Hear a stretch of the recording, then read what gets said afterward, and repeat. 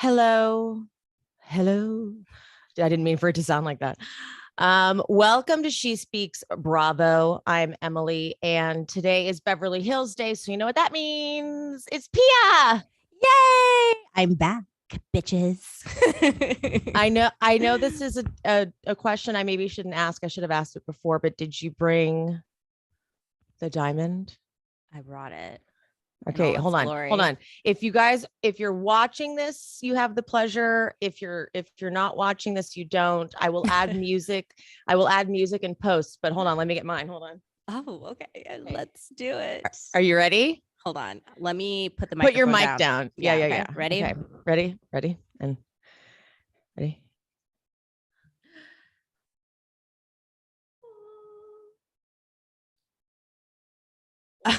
I need to practice. Pia and I got us big diamonds to hold as if we're doing, I should back up. Maybe that'll help. I got us prop diamonds like we are Real Housewives of Beverly Hills. Because we are Real Housewives, honey. We're all the housewives. We should do a photo shoot. Yes. With the diamonds. Diamonds all forever. It's actually really nice. Like, this is girthy. This is heavy. I wanted, because I made sure to look at measurements, because when you're ordering online, it's easy to be like, oh, this looks big, and then you get it and it's like 2 inches. So don't I know? I am. You don't understand the amount of things that I've bought online because I'm just a stupid person and can't understand the concept of measurements. Yeah. And it's like tiny things. And I'm like, what? Yeah. So I made sure that I looked for the one that was the biggest. It's actually it's a paperweight. That's how it's listed, which makes sense. Oh, okay. Yeah, that does make sense. It is heavy, and it does actually, now that you say it, feel like a paperweight. Yeah. I just like the little box it came in too. It's like it's like a cute little. Oh, so I'm glad that mine came destroyed. Like the box was destroyed.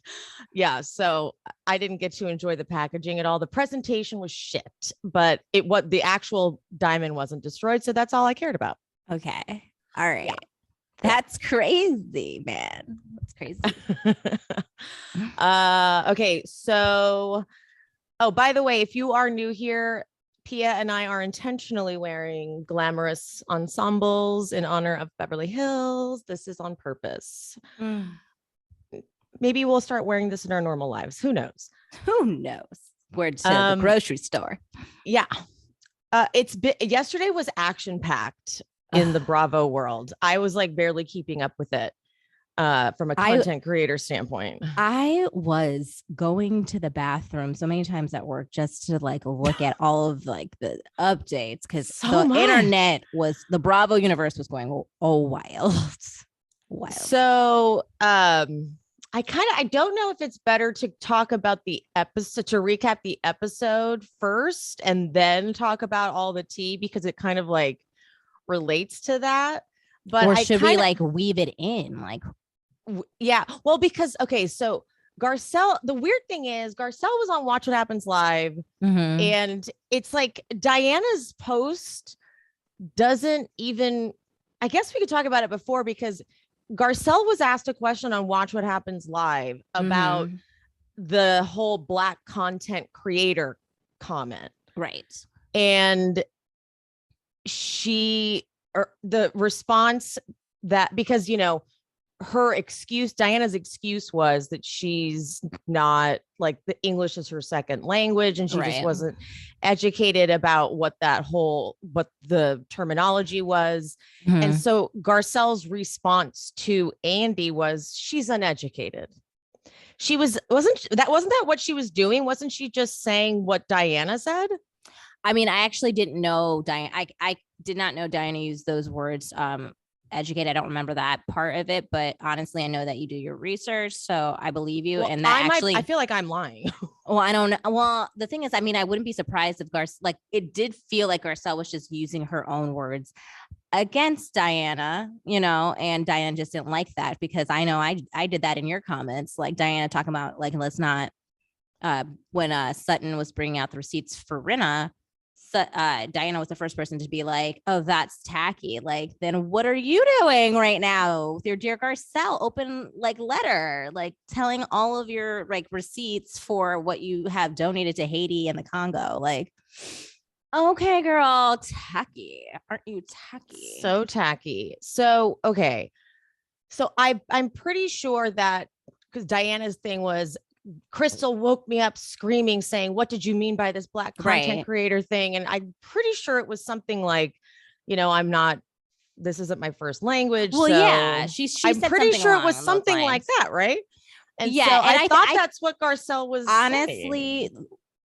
It's correct what you said on all your posts about Diana. She just doesn't understand the assignment. Like Garcelle did her job. Andy asked her a shady question. She answered shady. It wasn't a long thing. She didn't even call Diana racist. She just said she's uneducated, which is the kindest thing you can do to someone who is seemingly racist. Okay. Like that was a very kind, Diana does not realize that Garcelle was letting her off very easy. Like let her have said that to somebody, or like beyond Real Housewives of Potomac, Real Housewives of Atlanta, and that bitch would have got red for filth. You know what I mean? Yeah. So Garcelle took it very easy on that hoe. So sorry, I'm saying hoe because Lisa Rinna just likes to call people hoes now. We're the hoes. The fans are the hoes. So why don't we just leave it there? That happens on Watch What Happens Live. We'll go into the recap because Diana didn't even post her thing until after the episode. So why don't we'll go through the recap because I feel like it's a nice impact after you see the episode. Yeah. It's like, and then you see her post. It's like, oh, now you've just gone too far. Yeah. She's like, you already went too far. And then she just keeps sitting in it. We're done with you. Yeah, we're done. I'm really annoyed we have to have a whole season of her. All I know is Andy better bring it for the reunion because I'm not playing around. And she seems like her criminal is really showing. Her criminal, she's a criminal too. Yeah. It's like the way, okay. So now that we've got that preface, so that happened on Watch What Happens Live, obviously after this episode, because that's what they do. They show the episode and then sometimes, and then they brought in Garcelle to like talk about the episode. She answered that question in a decent way, but that's what they do. They give a little shady question. That's all Andy's job is on Watch What Happens Live, is to get a shady response. Yeah. So there we are. So here, now we'll go into the episode. Oh, yes. Buckle up, baby. Buckle up. Okay. We are introduced right away to Cherie, who is, that Rihanna song, Where Have You Been All My Life? Yeah. Yeah. I kept singing that every time she came on screen. Like she have the presence of Garcelle and her, like the combination of the two of them. It's like an energy we needed on Beverly Hills. Like, yeah, thank you so much because I'm so sick of having to deal with just the energy of the Fox Force fools. I'm sick of them. I'm over it. So tired of them. They're so boring. And Cherie brings such star power. She's like, Will Smith is her baby daddy. Like, hello. Yeah. And I need more of her. I can't wait. We just got a little taste. I can't wait to have a whole plate. Okay. Because she's like perfectly like Hollywood crazy too. She's like talking about like just crazy Hollywood shit. Like that's what we need. We need like wacky talking about coming to peace with your vagina. Like we need all that. Yeah. I'm excited. Me too. And Garcelle says the perfect thing. I love when housewives do this. My birthday is going to just be peaceful and everyone is going to get along.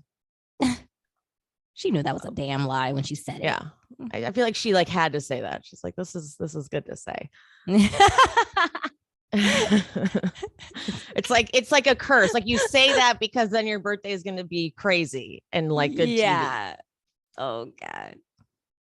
We go to Crystal's house and we get a lovely little glimpse into Lucy and Crystal, which is always lovely because that dynamic is an instant classic. It's like a cute little, they could do like a whole YouTube channel, which I think she have a YouTube channel? I was assuming that's what the whole drink thing was. I'm not sure, but maybe. I thought she just did a couple things on like her Instagram or something. That probably could have been it too. I'm not sure, but I just feel like that's like the next step for all of them is like they come up with their own little YouTube thing, and everyone is always saying how great her drinks are. So I wouldn't be surprised, but I don't know. Maybe it was just for her stories. Yeah. So I was on Mandy's podcast. Now like I can't remember what the name of her podcast is. It just Mandy? What's her? Whatever. I'll link it in the description. And she said that Crystal actually has like the number 2 most successful coconut water line. What is the line? I don't know.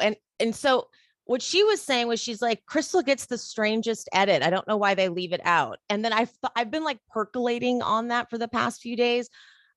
She doesn't even talk about it on her social media. So something tells me that she herself and maybe the partners in the company maybe don't want it connected to the show. I mean, that makes sense makes sense because it's like, I could help it, but like if it's already doing well, you don't really need the exposure at this point. And you maybe don't want it to turn into like a housewives company. Yeah. And then like let's boycott the coconut water now. Like, especially since like it's so hit or like once you get a fandom involved, it's very toxic. And it's like, it's not like she's just like some like movie star singer or something like that. Like she's on a reality show, she's bound and she will be in controversy. So it's just exactly. It's not like it's like the housewives who start a company because of this show. So they do need to promote it. She already had it. So that, no need. Yeah, it might have been intentional. It might have been like in her contract, like don't mention it one time. Oh yeah. Cause I heard they all get like to, have a couple of things that they are like put boundaries on. Like you can't talk about this. Like I think they all get something that they can tell the producers they do not want to touch. That's what I heard in the grapevine. I don't know how real that is. Also, remember that weird thing that Lisa Rinna posted in her stories? She reposted a content creator found a blind that said something about how the reason none of Lisa Rinna's like family stuff comes out is because she has a clause in her contract that states nothing will come out. Yeah, and that's what I mean. Lisa Rinna reposted that. So I was like, wait, are you saying that's true? Because isn't that shitty?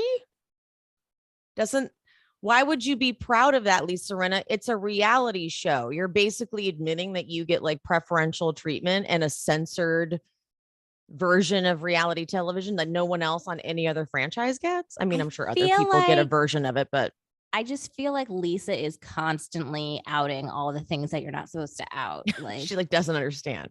She's time. Like, yeah, I do have that, thinking it's like a flex. It's like, that makes you an asshole. And then she'll like post something like, oh, great, Bravo's probably going to come for me because I just posted this. Like, I'm like, yeah, like why are you breaching your contract constantly? Like, the fuck, you've signed many contracts in your life.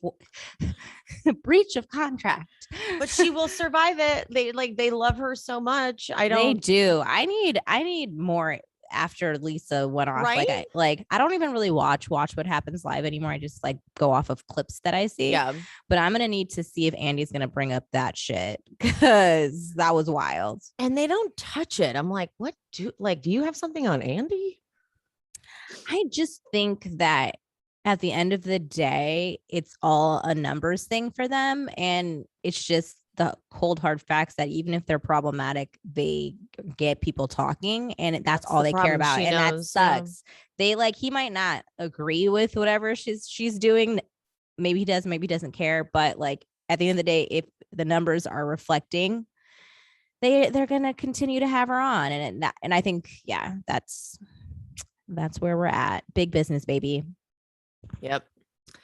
So we get to see, the dynamics of Crystal's family. And this is like from my own personal experience. I have never personally met Rob for more than like a brief second from when I worked at Soho House and he came in and like I just had to deal with him like on a really tiny scale. But his energy, like when he was talking about going to the location for the new project he's working on, and he was having such a fun time saying the Duke of Norfolk and finding himself to be so entertaining.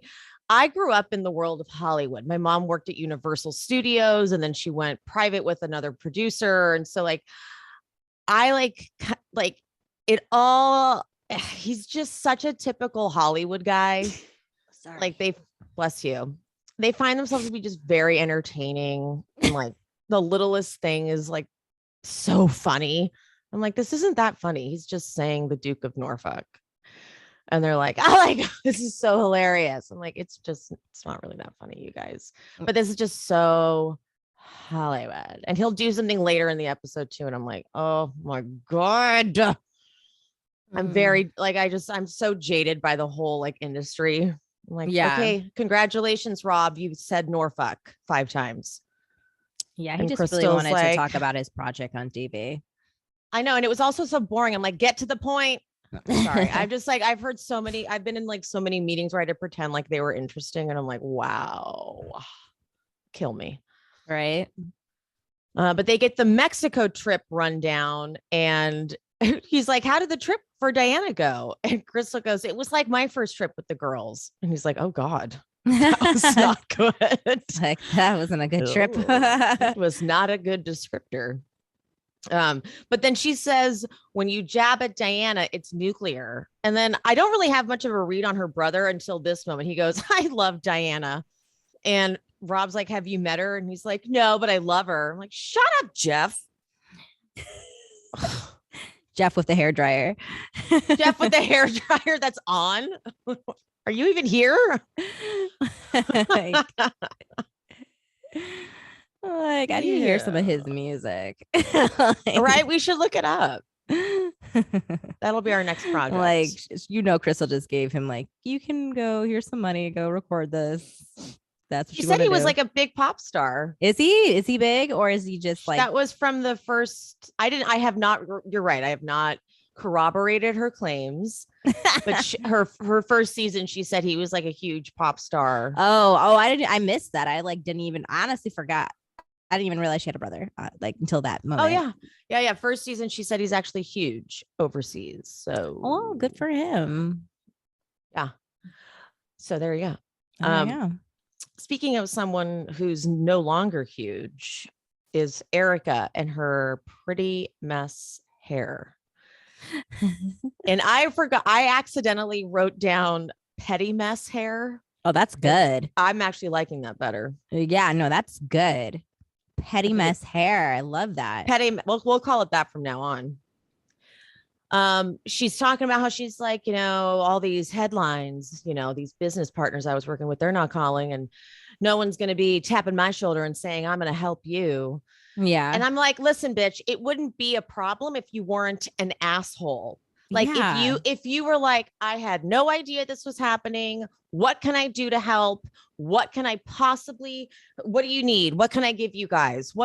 Then they would be absolutely knocking down your door because they love a victim. They love a woman who has been scorned. Absolutely. Hello. She had a real opportunity to use her platform to get us on her side.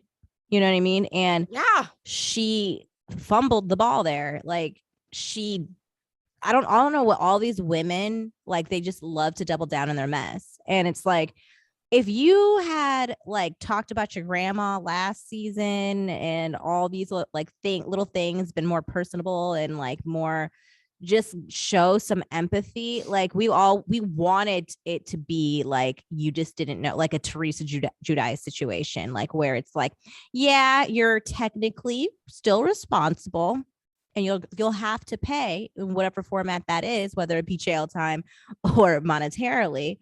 But we can have some. I had great empathy for Theresa because I truly don't think she understood what was happening, what she was signing. That doesn't mean that you're an adult and you have to face your consequences for like not paying attention. But do I think that you were like like you knew anything that was happening. No.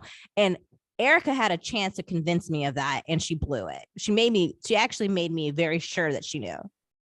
That's the problem. It's like we all were kind of, I mean, not all. I did. I'm very gullible. So I went into the season like, look, I'm kind of like, as much as a bunch of stuff was coming out before, there were a lot of dives prior to the season. I did go in going, look, it is 100% possible that she's going to convince me she's a total victim in all of this. Yeah. Then she opened her mouth. Yeah. I was like, never mind. We're not going to be convinced of this. Yeah. She had such an opportunity. She should have, especially if she was going to go on TV. She's just like Amber Heard. Like they needed to have some type of like coach that instructed them how to behave and how to answer questions, because they were just all over the place, both of them. Like, and that's why ultimately they are becoming a joke. They really like, and then she continues to like, let's say all of this stuff with Tom was a little less salacious. Then she's also doubling down on her social media, like, come lick this pussy. Yeah. It's like, girl, it's like, what? You need to also tone down everything else around it. It's like, take the charges and all of the accusations out of it. Then your image that you're portraying is like one big fuck you to everybody. And so, yeah, business partners are also staying away from the image you're personally portraying, not just Tom. Yeah. You're not just guilty by association. I think that she really, really thought that, because I'm sure this has happened in the past, I think she just thought that it would go away, and she was fucking wrong. Girl. But it's like it's hard to feel bad for her watching this sad, pathetic photo shoot where it's like her assistant sewing the jacket and like Mikey looking so low budget now and defeated and low budget, and like the photo photographer, like, and then she's telling the story about her grandma. And I'm gonna say something, like, I didn't feel don't get me wrong, I didn't feel bad for Erika, but it was like, because we're watching a total like mental breakdown, obviously. The confessional look, which is like total 80s throwback, this huge like braided side pony with the like bang. Yeah, all of it. So it was like I saw Erika's like inner child, like before all the crimes and before all the lying, and before when she was talking about how she's like, my grandma drove me here, and here's the note I wrote to her, and I said, I'm never coming back. I'm like, girl, she's like reverting, like she remembered that time. I'm telling you, she needs a team of experts to like help her figure out what's real right now. Yeah. Because she can't figure it out. She's like, she's been lying to herself for so long. But for a second, I was like, oh God, she like remembered a time before all of the Tom. I mean, she's been lying to herself for so damn long. How long was she married to Tom? 20 years or something like that. That's a long time. That's a long time to be lying. And now she's got to keep lying. Whew. It's definitely bubbling over. Yeah. Like she looked like I replayed it a few times. I was like, whoa, yeah, she's a spiraling. Yeah. Ugh. Yikes. Yeah. Oh, well, sucks for her. Right? It's like, you don't feel bad, but it's like, because this last season was not that long ago because they didn't take a break. Yeah. And so it's like, it's all just kind of the slow unraveling. I'm here for it. Can't wait for the reunion. I can't wait to see where she's at by the reunion. It's so funny because I feel like I will start a season and then I'm just like immediately just like, let's get to this reunion. Like, I know, right? I just need to like get It's there. one of the downfalls. It is one of the downfalls. Yeah. Because we know that it was filmed so long ago that we're like, okay, I need now right now. I need to know what's happening. I need currently, what's the status of everyone? What's going on? We're seeing the Twitter beefs, the Instagram beefs, like, let's go, baby. Yeah. I'm actually really happy that all of this like drama online though is happening before they film the reunion, because I hate when that freaking happens when like all the good shit happens online, but they had already filmed the reunion. So you don't even get the opportunity to talk about it. And so you're like, and then by the time the next season rolls around, everything has been resolved. So you don't really ever get closure. Good point. Thank our lucky stars. Sutton goes over to Dorit's house and Dorit's mom is there. Dorit's mom looks very like uncomfortable a little bit. It's possible because of cameras. It was like a weird energy between like Sutton, Dorit's mom, and Dorit. I don't know. Like it was like they didn't know what to do. I don't know. Yeah. Like her mom was like, I do not want to film. Yeah. And like Sutton didn't know how to hug. It was all bizarre. But anyway, Sutton talks about how she got her hormones under control. She's like, look at me. I'm so different. Good Lord. When she did that, it's just like one of those things where you ask somebody like, you tell? And no, you cannot tell. And it's like Dorit had the best reaction, like that slight beat of like, oh, yes. She goes, totally. Sure. Totally. Yeah. It reminded me of on Orange County when Shannon Bedore, who was like in the middle of her horrible relationship with David, was like at that doctor appointment with Tamra. And the doctor was like, your hormones are, now that they're going to be regulated, or she'd been taking something and she said to Tamra, she's like, yeah, can't you tell? I've been much less reactive. Tamra's like, yeah. And they did a montage, and they did like a montage of her freaking out on everyone. That's like that is the best when Bravo editors come with the shade. I love the montage right after they're like, can't you tell? And they're like, excuse us. Like they should have just had like things of like Sutton like rolling her face, like going off on Diana. I'm gonna say it again. So funny. These people. So Sutton tells Diana about the plane, and she's so heated. Like Dorit's kind of trying to get in there to be like, maybe it's, and she's like, no, she got in the crossfires. Nope. Like she's just like, and she goes, now I'm like, is she a sniper? Thank you for the plane. Next time I'll get my own. Dorit liked that line. She's like, that's true. Sutton could get her own plane. She clocked that. She's like, so that's good. I can be friends with either of you. Okay, yeah, like cool. Thank you. Because that's exactly what she thought. She's like, I'm gonna be Switzerland in this situation because they both got planes. So all right, I'm a right shotgun on both of them. So she's fine. And of course, Dorit's like, Diana told me I could sit anywhere on that plane. So. Dorit with the shade is so funny. She's like, But she's like good because she just does it in the confessional. So she's like, she can't really get caught up in any mess for like being like a Kyle pot stirrer because she's just doing it for commentary in the confessional. So no one can ever get mad at you for confessional thuggery. Nope. Garcelle comes home to all of her boys. She's got, and it turns out Oliver, who is in such a better place. I forgot about like, Garcelle's first season, Oliver was a mess. And the turnaround, like amazing. Yeah. And he surprised her on the reel for her birthday. And they have a cute moment. And then Alicio, her tailor, comes down and he's like, the beautiful one is here.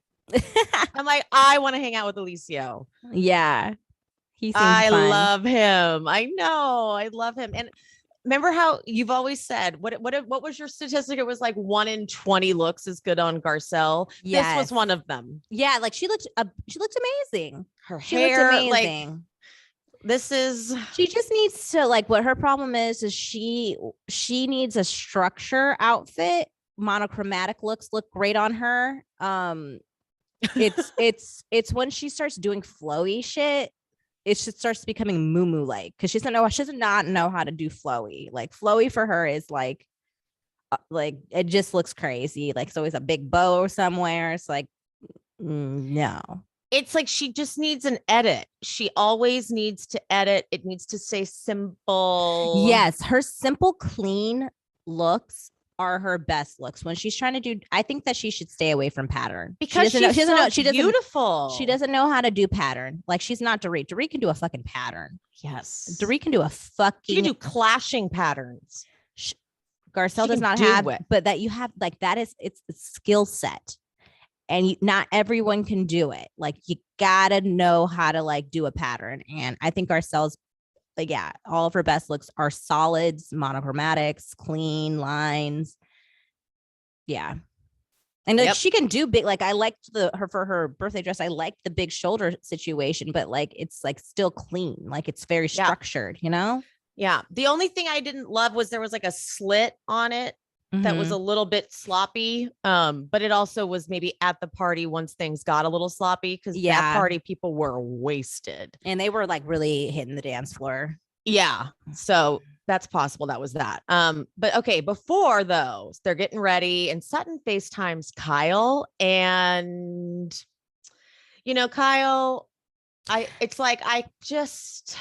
was stirring the pot in the messiest way this episode. Like it's just so interesting to me that like on that FaceTime call, like Sutton wasn't even trying to talk shit about Diana. No, and that's what's annoying too, because then Sutton always gets in all these arguments, but it's always everyone else, especially Kyle, that will come to Sutton and be like, ooh, this person said this about you. What are you going to do? Are you going to let her talk to you like that? She didn't let you sit on the plane. I don't know. Like she's always doing that. Gross.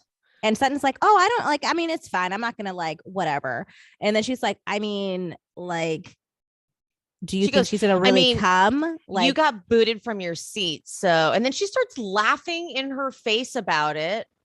Yeah, it's just like, no, that was mean. Like, you don't understand that was actually a mean thing that hurt her feelings. Like, it's all petty, but it's all like she really did try.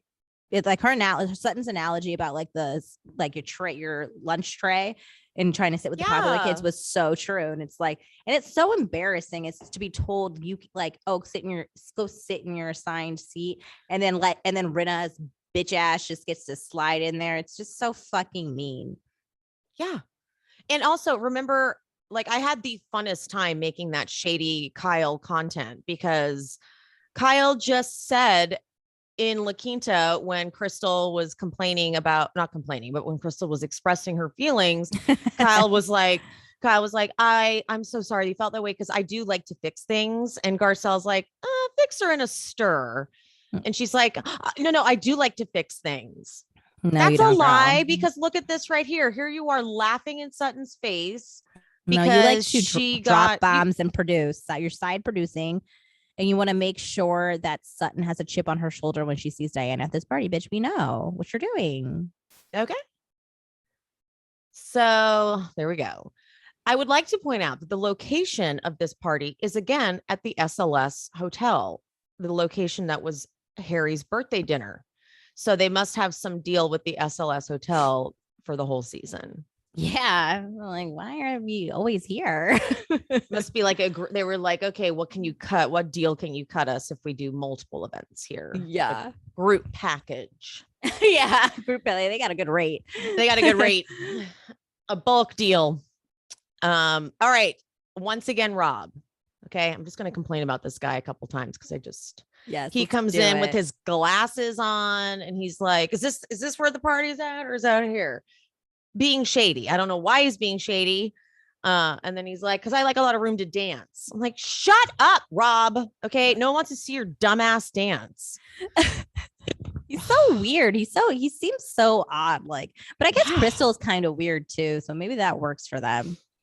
I can tell she legit loves Rob, and that's all that matters. They legit love each other. He's like, do you see how hot my wife is? And she's like, I love Rob. I'm like, I mean, it definitely works. And I think it's because Crystal is as gorgeous and intelligent as she is. She's also a little strange. And I think they are strange together and like in the best, like in a good way, like in a good way. Like, yeah. Not like, oh, they don't make sense. It actually makes so much sense to me because 100% agree with you. So good for them. They are soulmates. Yes. Their little boy is cute. Yeah. Their kids are adorable. Yeah. So Erika comes in one of the most absurd outfits we've ever seen her in. Like this dress. And I feel like when I saw her in the dress, because she had made the comment when she was getting ready for the party, like, oh, I like, I wonder if Jamie Foxx is going to be there because Garcelle is such good friends with Jamie Foxx. Like, I feel like she wore that print to like get his attention or something like that.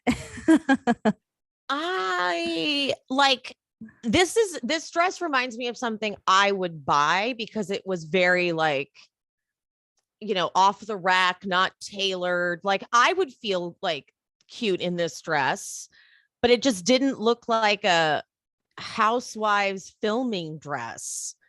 I mean, Erika's not like this is a thing again, like with Erika's style, she just has like costume pieces and it's not always great. Like she just has like sometimes she just has outrageous outfits. So you're like, oh, she's a fashionista, but like she like remember like her first season, infamously when she wore the jersey dress to Dorit's house and Dorit was I liked it. I mean, it was fine, but like, I also kind of was like, I don't think for that event. Like, I thought that was the wrong, like, that would be cute in a different. Okay. Yeah. Cause it was a black tie. Was it black? Yeah. Tie? Like, it just didn't make sense where she was. So it's like, it's not that the outfit wasn't cute, but like, I get it. You know what I mean? Like, not. It to me, it didn't. It almost looked cheap and didn't look cute because it was the wrong setting. You know what I mean? Like, got it. Like it looked okay. I get what you're saying. Very out of place. Like I'm a big like. I would rather be overdressed than underdressed, and she felt very underdressed. It doesn't matter how much it costs; like it felt underdressed. Pia, you'd be a good stylist. I don't think I would because like I would like. Thank you though. I think that I have an eye for like what looks good on me, but like I don't like I'm not great at like putting things together. On other people. I don't think I'd be great at putting things on other people. Or I don't like my cousin is a stylist and the things that she comes up with, I'm like, okay, that makes sense. Like she comes up with like such cute, like her casual looks, her dressy looks. Like, I'm like, okay, I would never have thought to put these two things together. But like, I definitely know how to dress. I just like, I don't know. Yeah. But I have like my style is like lounge wear all the time. I mean, I'm two extremes. I'm either look like I'm panhandling on the street constantly. Like my go-to is like I look homeless most days, or I look like I'm going to the goddamn Oscars. I have no in between. It's insane. Like I literally look crazy most days and I don't care. I don't care. Yeah, no, I don't put myself together when I want. I don't know what to do. If someone invites me to something that's not casual, I'm like, okay. So I have this dress from the Gap that's pretty cute. I love when someone invites me to something formal because I will. Oh, that is where I shine. That is where I shine. Like I'm about to go to 2 weddings this month and I think about like the arrival outfit. I think about like I'm creating a story. I'm like, let's go. Like I'm ready to go. I love it. Show out. I love it. Eric, speaking of outfits, Erika says when she says hi to Allie Landry, she says, last time I saw you, we were at TJ Maxx in La Cañada. I know that TJ Maxx. I was just really happy that she brought up the TJ Maxx situation, like briefly. Me too, because I was like, we remember those photos. And everyone was like, you stay out of our stores. Miss, I have a private jet. You don't belong in our TJ Maxx. You don't get to shop at our stores now. It's just funny to me that as soon as like they start like losing money, Erika, Amber Heard, the first place they go is TJ Maxx. I'm like, I mean, you guys can just shop at a regular mall. Like, I'm sure you guys can afford Aritzia. Yeah. Zara. Like, yeah. You don't actually have to go. I mean, nothing wrong with TJ Maxx. TJ Maxx is great. You can find great things at TJ Maxx and Marshalls. Candles. Like my mom is a great, like you have to be a really good TJ Maxx shopper. I'm not because my ADD brain, like the mess, it's just chaotic for me when I can't see anything because it's just so messy to me. But my mom, she thrives in those stores. Like she'll go in there and then come out with like gold. I'm like, that was in there. Like I like where she'll spend hours in there. I'm like, I can't do that. I don't like shopping unless it's online.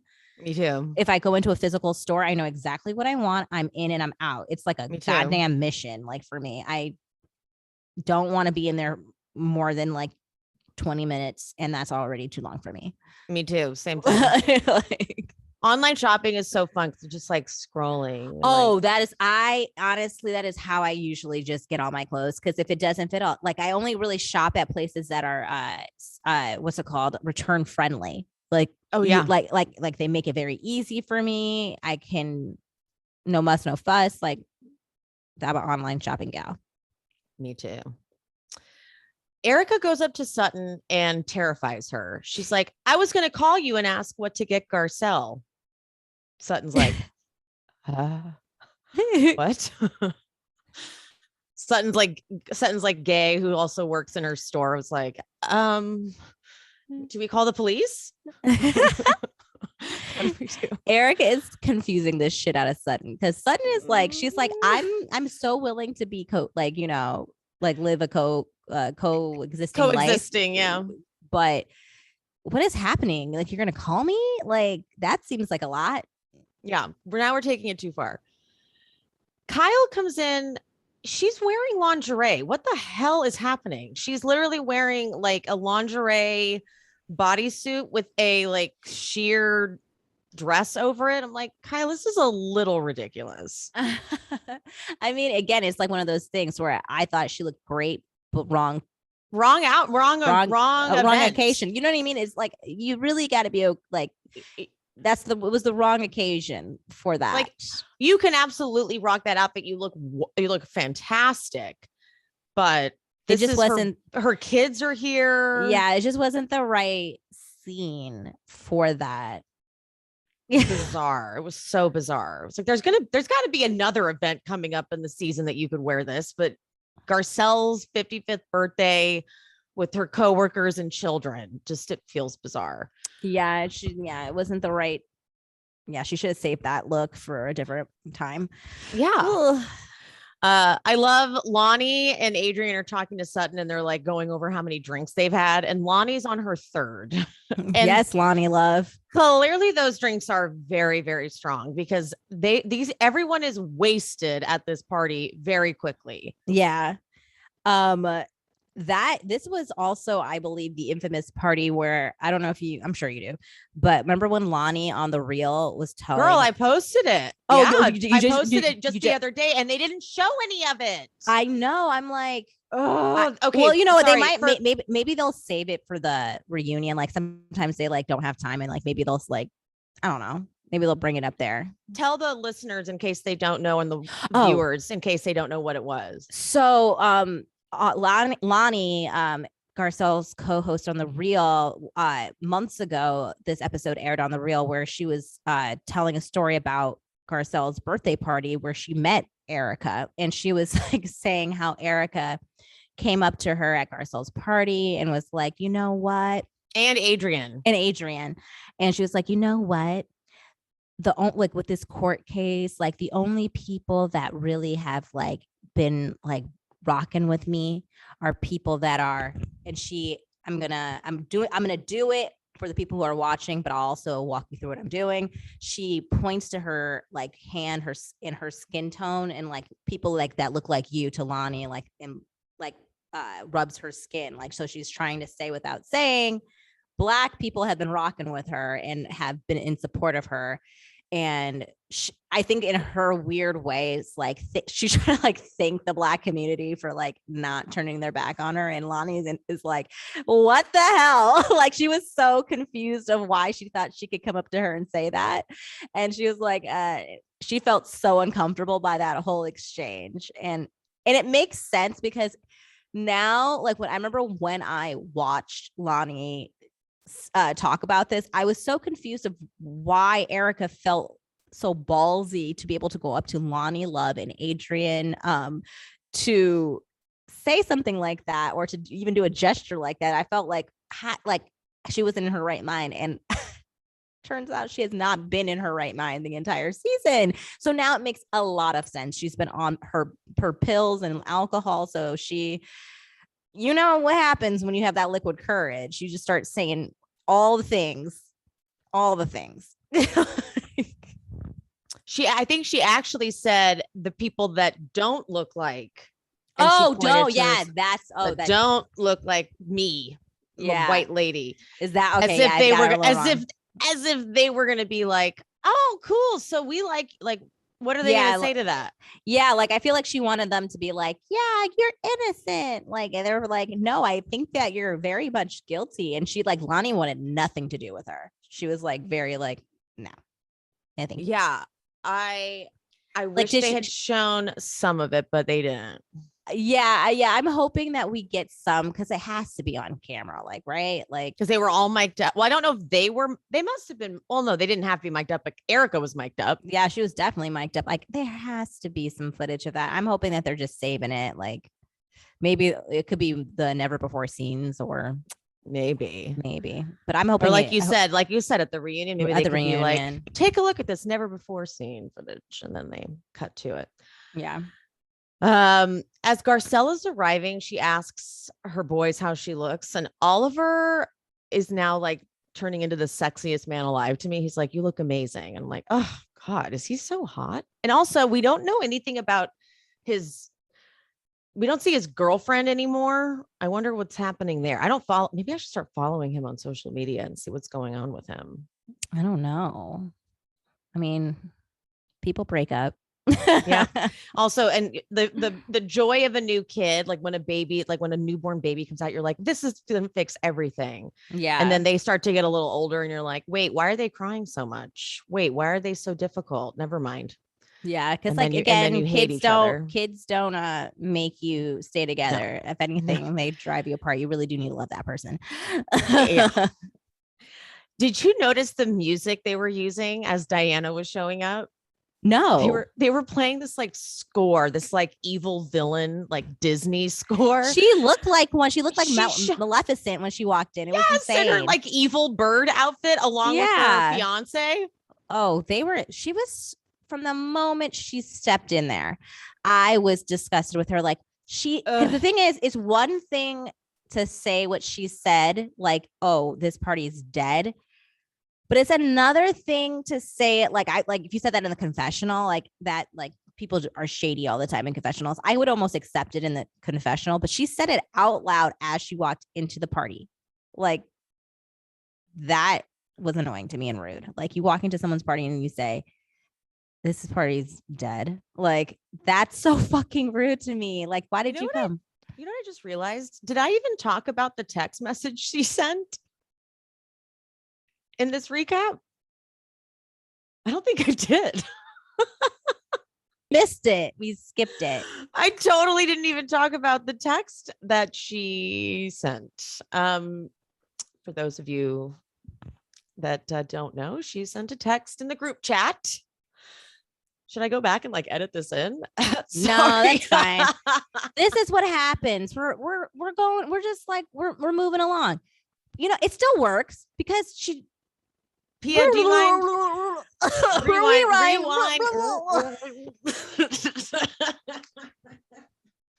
Pia, do you mind telling him what she texts?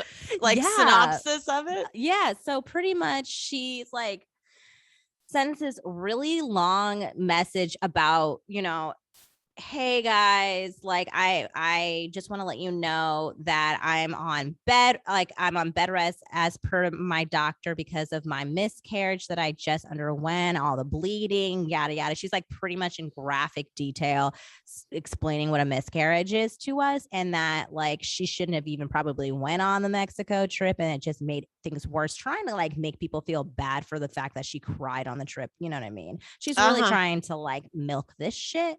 And like what I feel like use her miscarriage as leverage.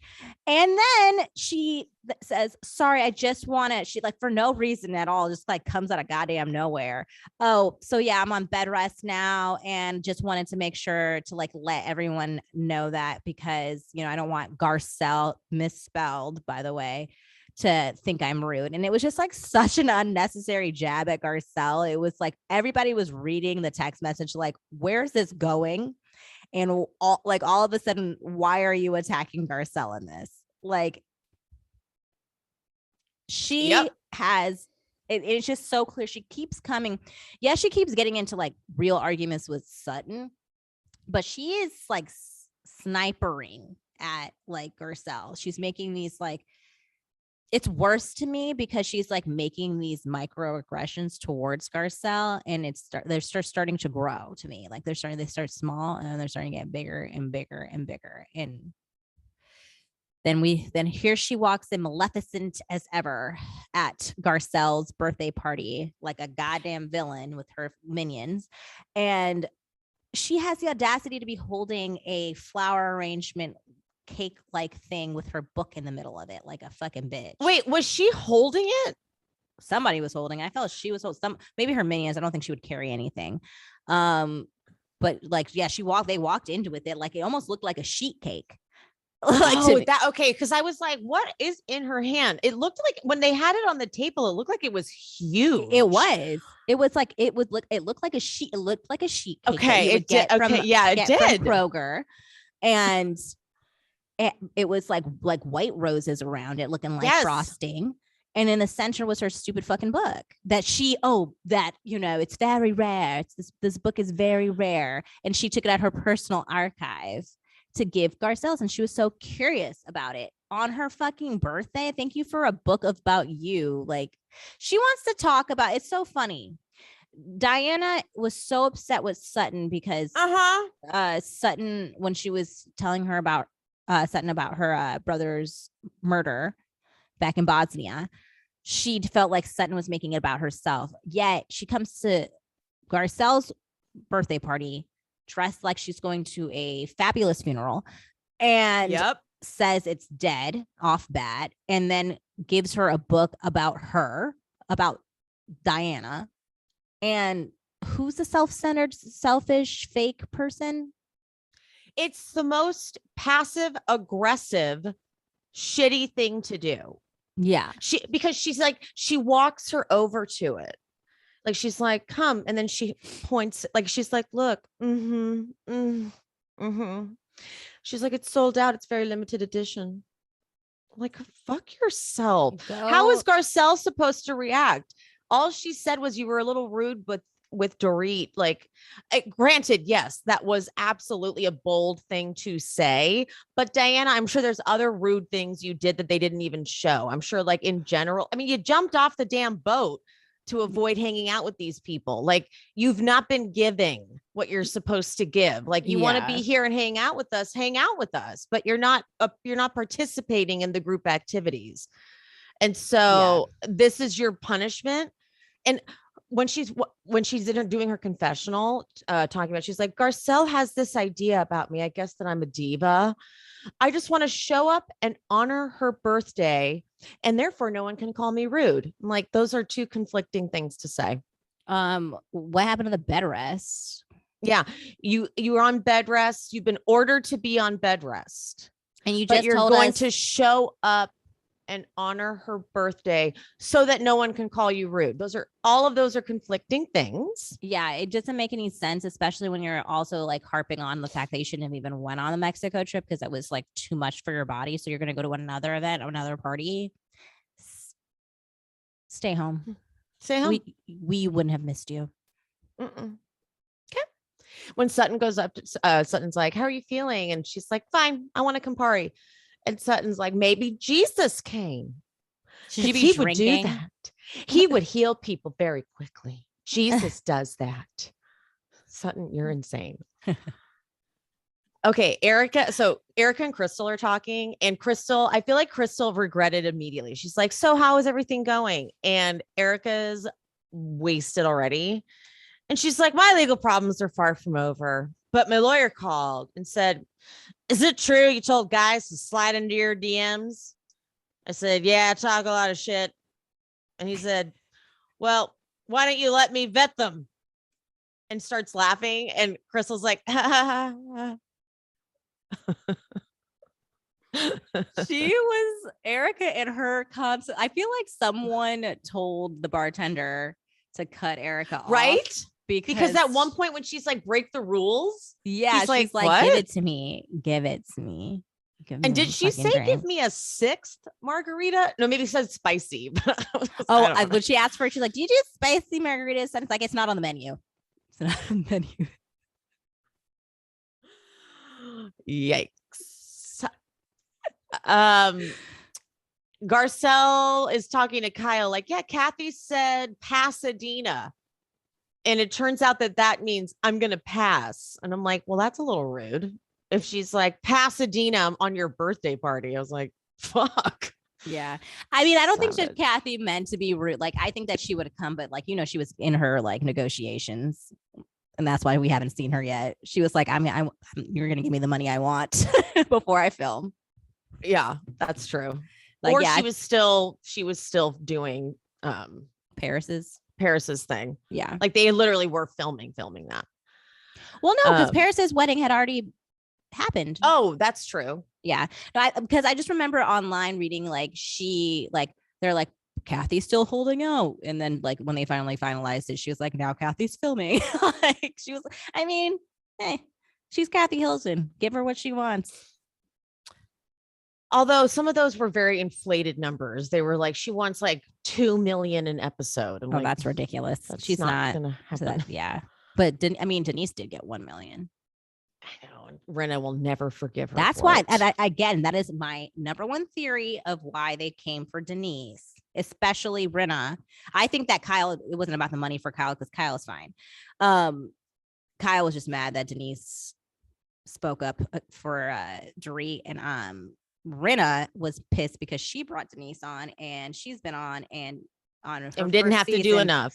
Yeah. I feel like that's why she kept saying that to her. She was like, if you're going to be on this show, you got to air it all out. And I think it's because she knows how much she's getting paid, and for her to get paid that much and then not have to go into like the nitty gritty. She was like, not on my watch, ho. Not on my watch. She's like, you will earn all that $1 million.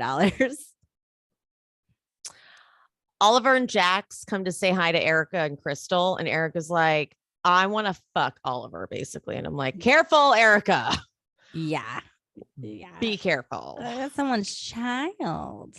I'm like, I mean, he's an adult, but like Garcelle's gonna see this later.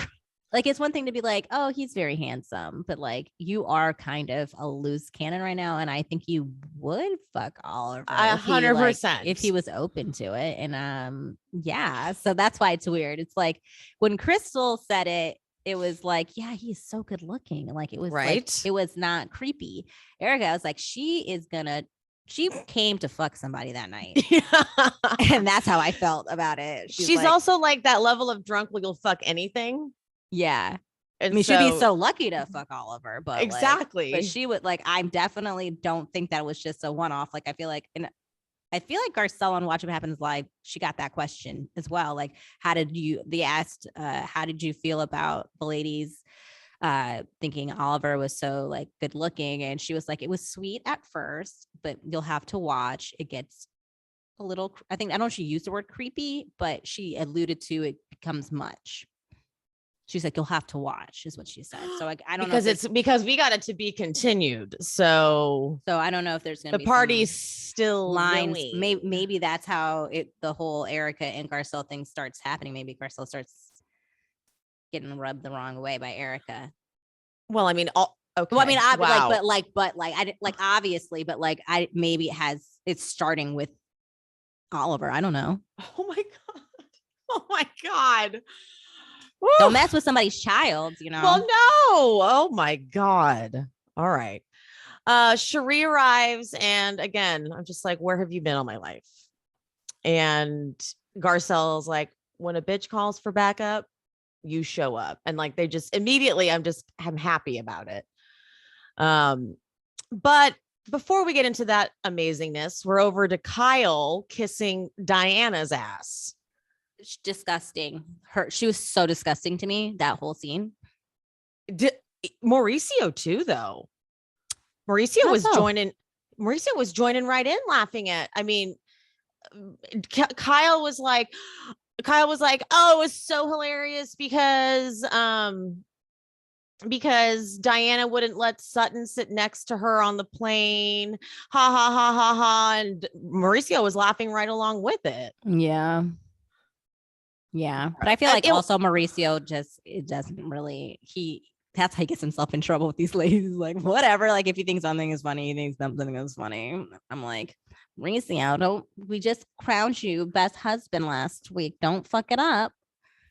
But then I love this like hilariously out of touch story of Diana saving her Birkins, Banksies, and jewelry during the fires.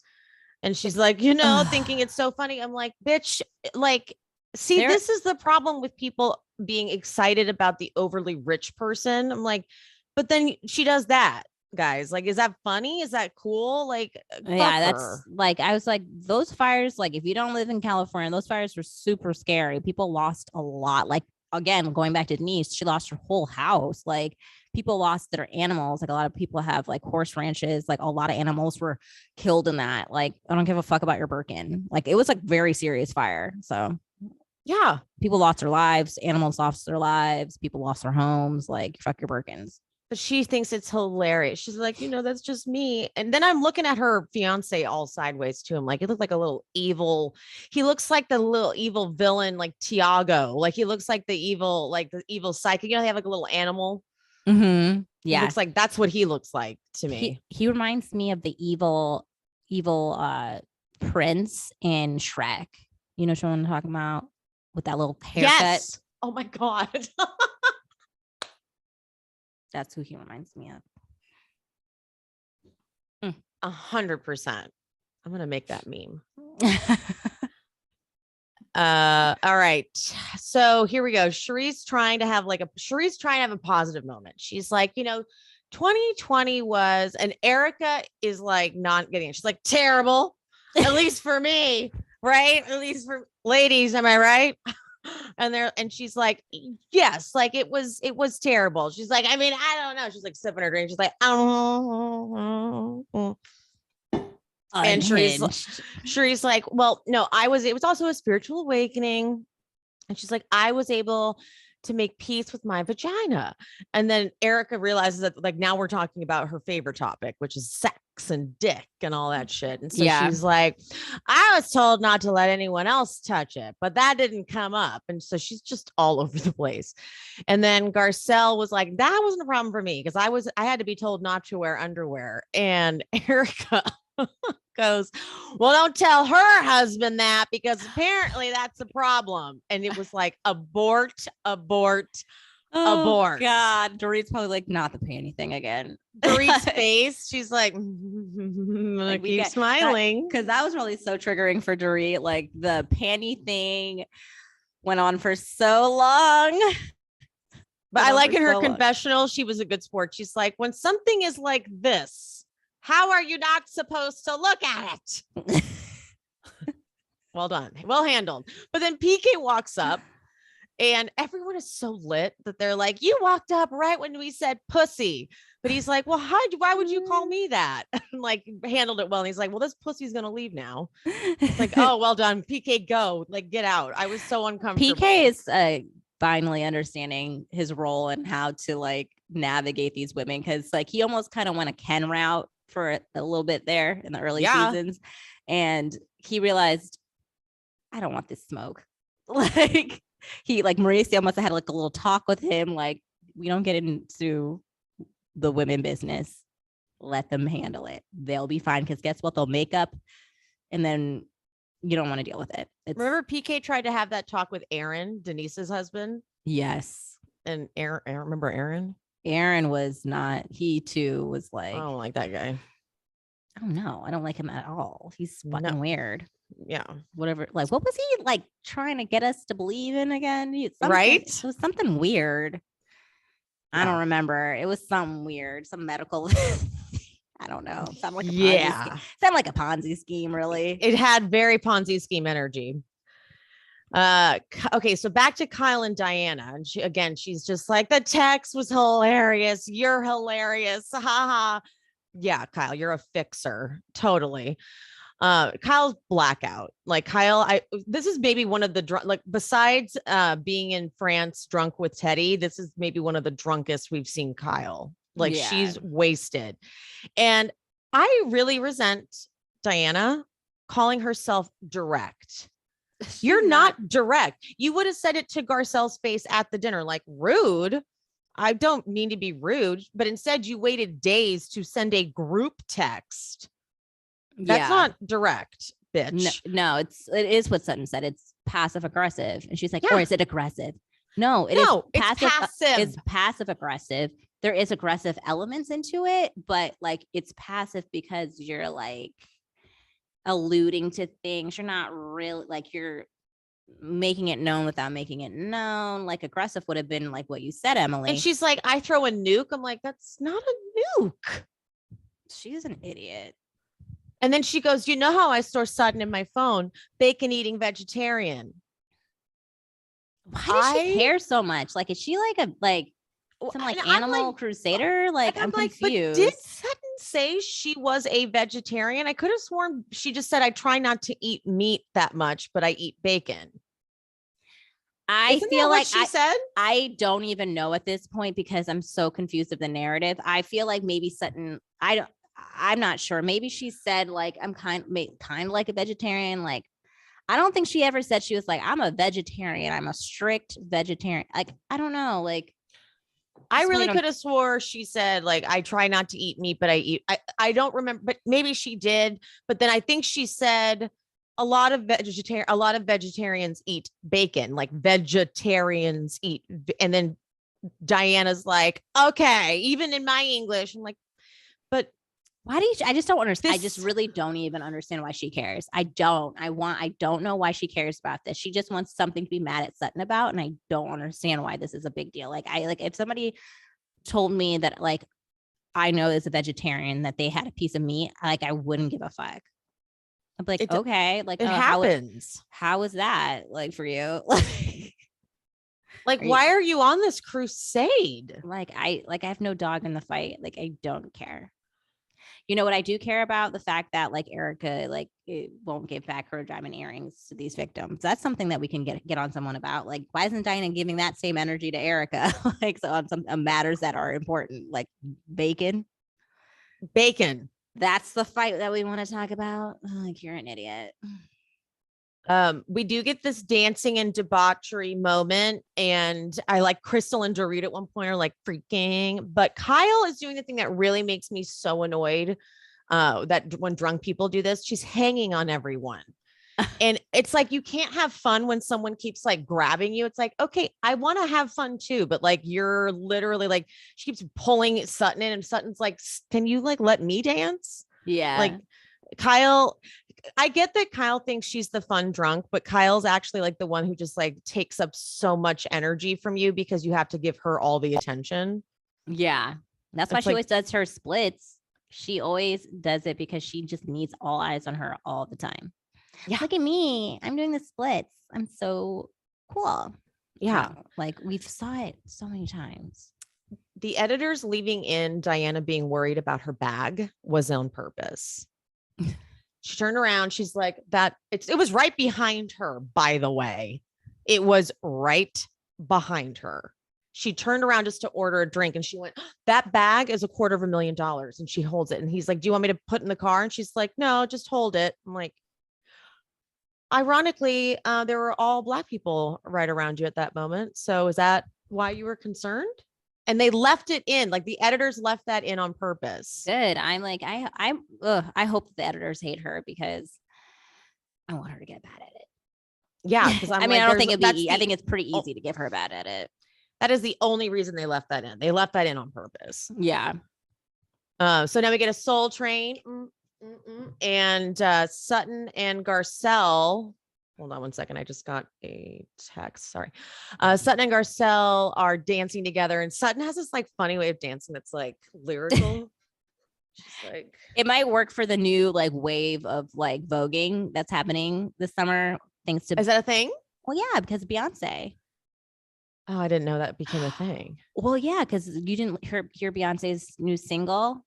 It's of like course. well, that's going to be, I think that's going to be the tone of her album. So it's like, everyone's like, get ready to be voguing all summer. That's what it is. That's what we're doing all summer. It's voguing. So that's club music. It's going to be all about that. Oh, okay. So Sutton's dance moves may work for her this summer. Okay, good for her. Kyle's splits are actually traumatizing to Garcelle. Like, she goes into the splits and Garcelle's face is like, what? Where's Mauricio? Like, get your wife. And like, even in her confessional, she's like, Kyle's having too much fun. Like, I'm actually not pretending like this is cute. And it looks gross. She's like splits with her bodysuit and like bouncing. I'm like, this is actually grossing me out. And even in her confessional, she's like, I say I'm not going to do splits, but I can't help it. Okay. Like, Kyle, you look so desperate. She does. She looks very desperate. Ugh. And then she's on the couch and her legs are up in the air. And Dorit's like, you've been doing this all night. Kyle's like, I have some other tricks up my sleeve. I just haven't pulled them out yet. I'm like, okay. Like, no, you don't. What are they? She goes, I can actually put my legs behind my head. I'm like, do it. Oh, I think she did do that one, her like early season. Yeah. And so what? Like, you're flexible. Like, okay. You kind of are doing that anyway right now. You're kicking them up. Might as well just do that too. Yeah. Like, no, honestly, I don't know why she wants to show how flexible she is to everyone. Like, and like, fine, we get it. No one else can enjoy that but you. Like, none of us are like, what are we supposed to do with you kicking your legs up in the air and kind of showing us your crotch? You're like, are we supposed to fuck you? Like, are we what are we like? Literally, are we like, yay, now we're having fun? She's on the dance floor kicking her legs up in the air. I feel like she just wants everybody to like stop in the room and just like applaud and stare at her, be like, stare and applaud, like, whoa, what a legend, what a lady. Like, wow, there goes look Kyle. At that. Life of the party. She was the best part of the party. In fact, I'm sure people were like, why was she on the ground with her legs up? It's just like, she thinks she is Beyonce in this moment, and she is Michelle. It's embarrassing. All right, so now Sutton pulls Diana aside. They leave Kyle there, and Kyle's like, this is awkward. I'm like, Kyle, you're alone now. It's not awkward because you're alone. It's not awkward. You're literally alone. No one's there anymore.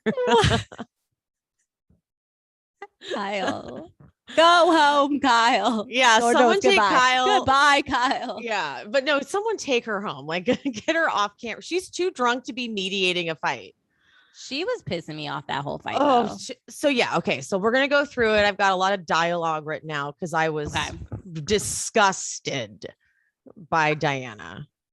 I was like, I've never been so infuriated, like, in a conversation. You know, I was. So you got my voice memo. Yeah. So Pia and I both sent basically the same exact sentiment. I was like, that fucking dumb bitch. Yeah, we were. I was like, yeah. Like, I was like, well, I would like I literally, after I turned off the episode, walked around my apartment like, what a dumb motherfucking bitch. Pissed. So Sutton takes the wrong approach. She did this with Erika last season too, and Sutton's like, she tries to do her Southern approach, which is not going to work on these types of women, where she's like, I just want to check on you. You know, you were on bed rest, but you're here. That's confusing. You're going to have to clear it up. And that was so good. Like that, like, you can't do that with these types of women because they're just going to be like, shut the fuck up. That's confusing. That's confusing. That's so good. And Diana goes, all right, let's try this.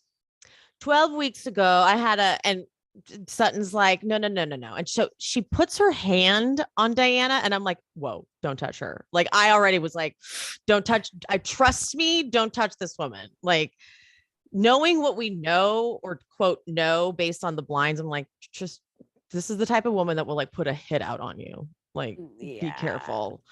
And she's like, listen, I'm like, Sutton, just be careful. And so then Diana's like, don't do fake with me. Bring it on. Bring it on. And then in her confessional, Diana goes, this is a new game. Okay, that's the thing. Like, this bitch is going to put an actual hit out on you and you'll be like beheaded in a desert. Like, this woman's the blinds on this woman were scary. Like, we're talking like African warlords and shit. Like, I don't know. Like, there were some, granted, they're blind, so they could be about anything, but like, her history is freaky. Like, there's the scary accusations against her. And I know that, again, these are blinds. So, but this woman, I know people always say like, oh, are you really that scary, Diana? But she could be. This woman is this woman's accused of being a trafficker. Oh, I didn't know that. What? I didn't know she was accused of being a trafficker. We talked about it, Pia. Wait, a trafficker? A human trafficker. We talked about this. Okay. I don't know why. Like, Piaget. Okay, I'm sorry. Piaget, you're fired. Bye. Yes, she is accused of being a human trafficker. Yes. If any of you are not aware, there's a great dive that was done on the account. Give them, I always get this wrong. Kamala. Like the vice president? Yes. How do I say her name? Oh, Kamala.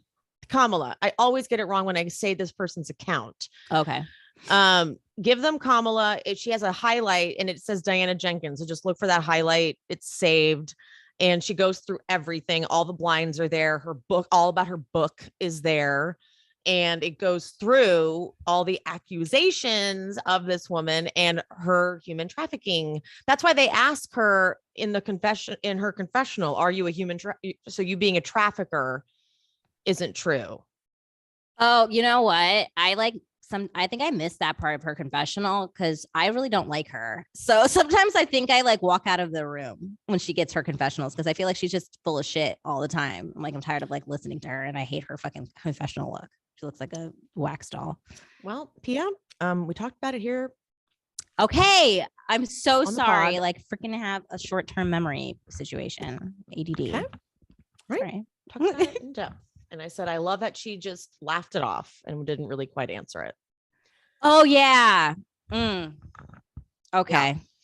So there are really scary accusations. I get that we always want to jokingly say like, oh, really, Diana, what are you going to do? I'm like, well, I don't think I thought it was like for real, but like now like I am concerned. Yeah. And I thought it was just like people talking. No. Well, look, they technically are people talking. But she's high up.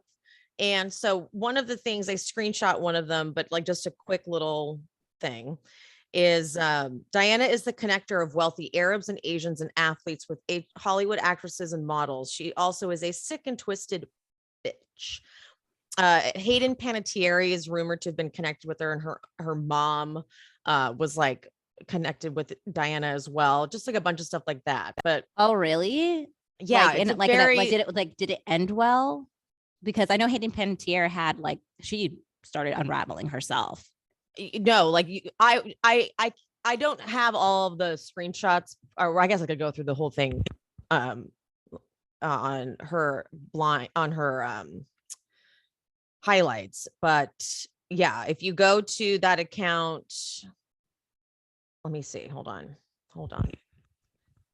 So the way the highlight starts is, what do Justin Timberlake, Amanda Bynes, and Vitaly Klitschko all have in common? Answer: Diana Jenkins. And it goes into all of her storyline, all of her story. She was, married to the Barclays banker, and all of the different various things that she was doing. And it accuses her of trafficking girls. Yeah, there's a lot of deep stuff, but the whole Hayden Panettiere thing also says like her mom was like basically helping traffic it, like Hayden? Yeah. I mean, that makes sense because Hayden, she started, kind of struggling Like the Really? last, yeah. I did not follow Hayden's career at all. So I was, well, no, like unaware. she was working, like she'd worked. Don't get me wrong. She was working and stuff like that. She was like starring on a show on, I think the CW at one point a few years back. But like, I know that at some point, like she lost custody of her child because of like her antics and stuff like that. Just kind of like doing like I feel like almost like a Lindsay Lohan, like something happened. Okay. That like made her start like unraveling. But she was like, she's been like, it's not like she was working like her up until like a few years ago. I haven't really heard much of her in a while, but yeah, like I just remember reading like headlines, like she was like, I don't know if she was not sober, she lost custody of her kid, like it was just like a whole thing. Okay, yeah, and apparently like her mom was like a no good person. That makes sense. Like, look at Lindsay Lohan's parents. Like, that all makes sense. Yeah. It's at one point it says, for all you Google sleuths out there, just look up the past news stories about her dad getting arrested on domestic issues, then her mom dropping it. It's not just about a fight, smack, or basic domestic issues. It's about sexual perversions, videotapes, witnesses, and the loss of money and fame. I'm a former personal friend of a woman named Diana Jenkins. Doubt you know her, but she's the Rosetta Stone of every scandal and perversion from Hollywood all over the globe. She's an uber wealthy divorcee whose hubby runs like, so it's like this Diana Jenkins is rumored to be this very like connected, bad woman of like, she's like scandal. A Ghislaine Maxwell. Yes. So I know it's all rumors, but the rumors are dark. I mean, I'm still browsing. And then there's these other blinds that are about this church in Africa that were experimenting on people, and they were drug experiments and killed people, and the leader. Yeah. Like that. So I'm saying like, I get that we normally act like housewives are like not really that scary. Diana could be. I mean, her whole demeanor in that argument was chilling. Like, right? Not like it was just something that's why. Okay. Going back to like when she was like, these girls made me cry. I was like, I don't think so. Yeah, you were right. You picked up on that correctly. Like you picked up on that. You sensed it was a game. Yeah. Yeah. And that's why when she says this is a new game. Ooh. Yeah, like I was like, she's crying over that. No way. Ooh. She's seen so much in her life living in Bosnia. I think a bunch of like privileged, barely can read a person, women could make her cry. I don't think so. No, it was a performance. Yeah. And so Diane, now she's like, you're not sorry. You're the fakest person and you're boring. I can't forgive boring. What is she, Anna Delvey? And I'm also, right? Someone else said that. You're boring. You're like, and I can't forget boring. Yeah. And then Diana goes, you know what I regret on the boat? I was talking about the most painful thing in my life.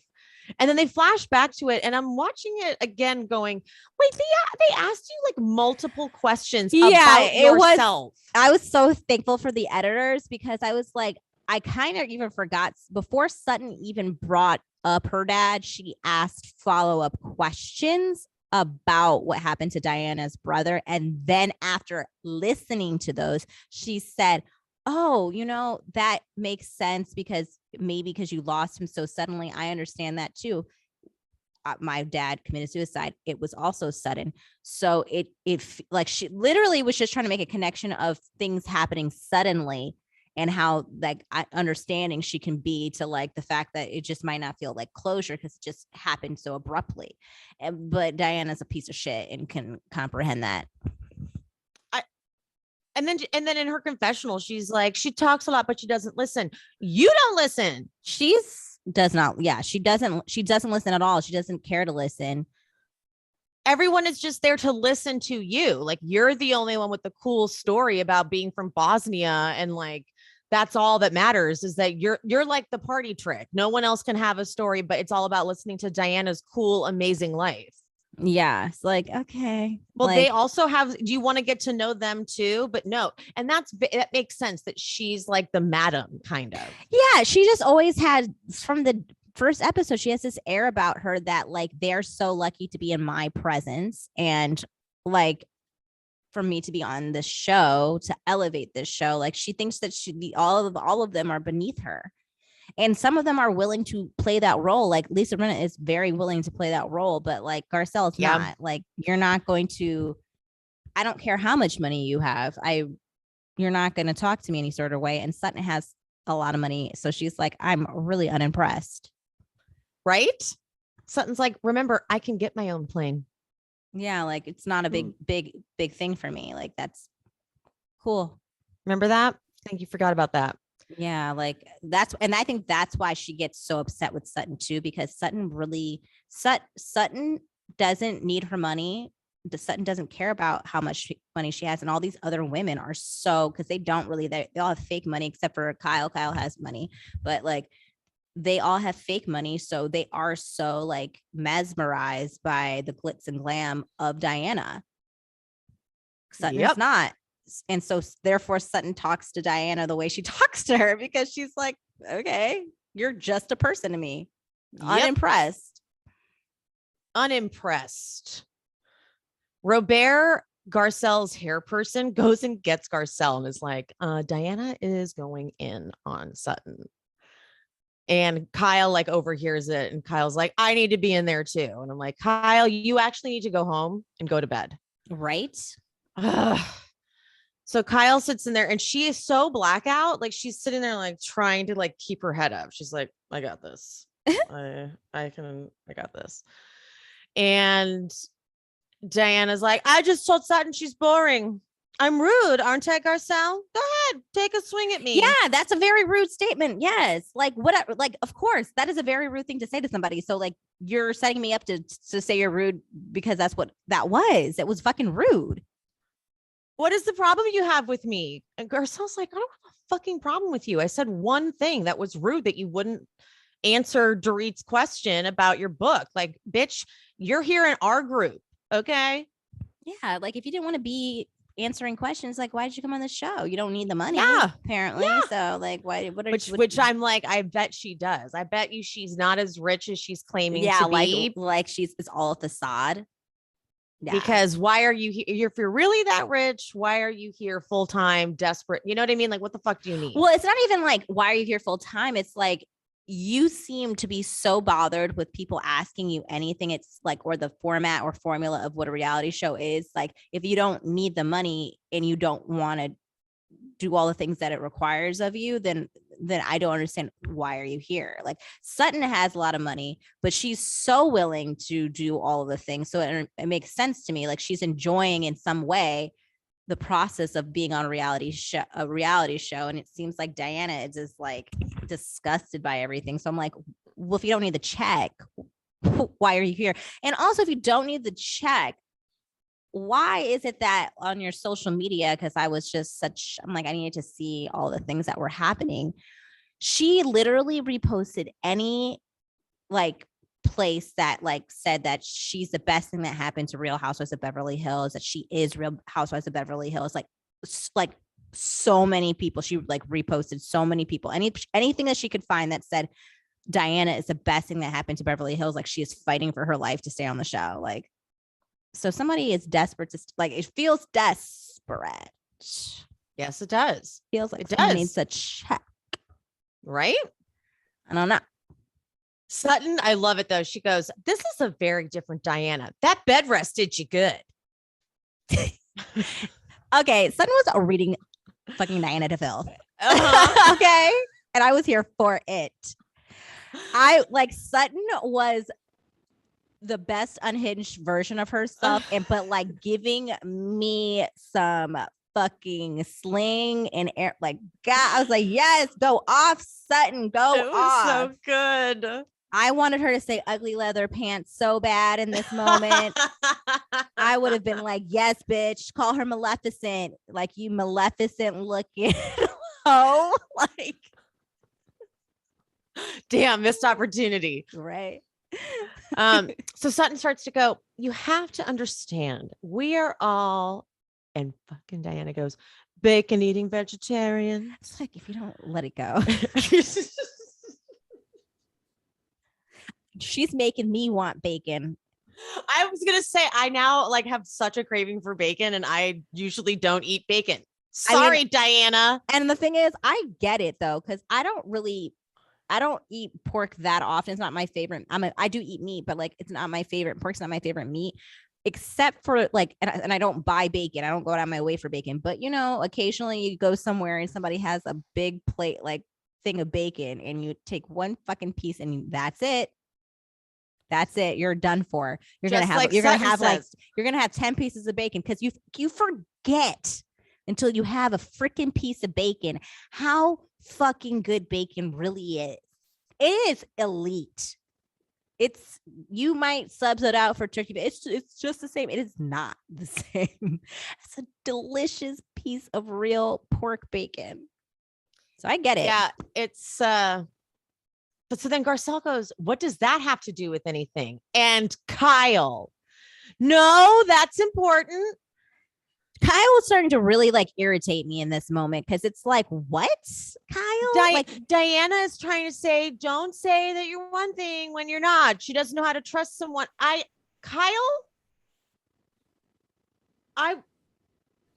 Like that does show a lot about someone that, you know, if they say that they're vegetarian and they eat bacon, like it just shows that they are like have a weakness for bacon, I guess. That's all I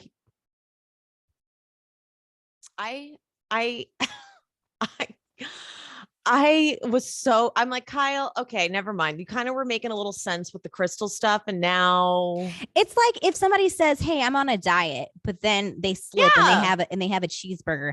Does that mean that their whole integrity is out of the window because they had a moment of weakness? Like, okay, like there's no law that once you decide you're going to go vegetarian and you have a piece of meat, then you're all of a sudden like this diabolical person. You made a personal choice to like become a vegetarian. And then guess what? You had a piece of bacon. Like, okay. Okay. Like, fine. I guess I'm not a vegetarian. I'm a person that tries to stay away from meat. You're right. That's all Sutton used to say. Fine, guys. Okay. I am not a vegetarian. I'm a person that tries to stay away from meat, and occasionally I do indulge in it. Is that what you guys would like to hear? Like, can we move past it if I say that? Can we literally move past it? Because it's the smallest thing in the world. And so Kyle's like, hold on, guys. Let's regroup from the beginning. And Sutton's like, okay, I was coming in to say that I was concerned. And Diana's like, but you're not, you're fake. And so again, Sutton touches her and I'm like, you need to stop touching her. And Diana's like, don't touch me. And Garcelle's like, that's not nice. Are you her bodyguard? And fucking drunk Kyle's like, are you her bodyguard? I'm like, if you don't, Kyle, look at me right here, Kyle, I'm going to kill you. Like, sorry for the dog barking moment. And Diana goes, I mean, I know she's frail. So, and Garcelle goes, all right, you're being mean and you're not going to ruin my birthday. I'm out. And Garcelle's sons were like off to the side watching and they were cracking up. Did you catch that? I did catch that. They were like, yeah, mom. She's like, yeah, because I mean, it is one of those things. It's like, this is my birthday party. And what you're not going to do is come up in here with your negative fucking black energy in the sense of black with all of the black the way you meant it. Yeah. Like supposedly. Right. Yeah. Like Diana. You're literally like dressed for a funeral, dressed for a cauldron. I don't know. Like just negative. And it's clear you just want to hate on my party. It's like, stay home. Sorry, I had to yell at my dog. Hold on one second.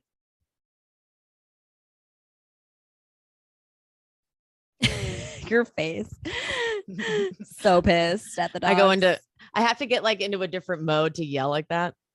It's so funny. But no, like it's just like Kyle that whole time too. It's like anytime freaking Sutton would like, first of all, Diana is saying really nasty things to Sutton, and Kyle is lip zip whenever she's saying the most hideous things about Sutton. And then as soon as Sutton says something back, Kyle is like all over, grabbing all over Sutton, like, no, you can't say that. Like, I literally wanted to be like, Sutton needs to turn to Kyle and say, bitch, step off. Like, she kept like pushing her. I'm like, stop touching her. Yeah, like fucking, you need to shut it down. Shut the fuck up right now. Go back on the dance floor, do your fucking split, you middle-aged woman.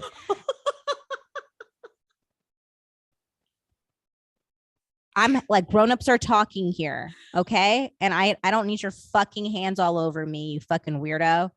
Like, yeah, dude, I'm telling you, she was black out. Like, did freaking Kyle and Diana coordinate with their fucking costumes that they rented from Party City?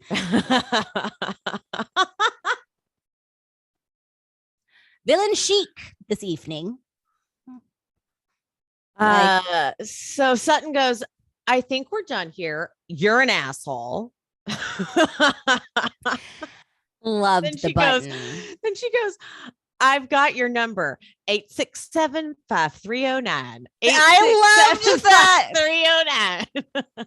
I was cracking. Sutton was giving me life in this thing. And Diana really thought she ate too. She thought she was eating Sutton up. And like, what she doesn't know is that the audience was like, Sutton is eating your ass up right now. You don't even understand half of the fucking digs she's like giving you right now.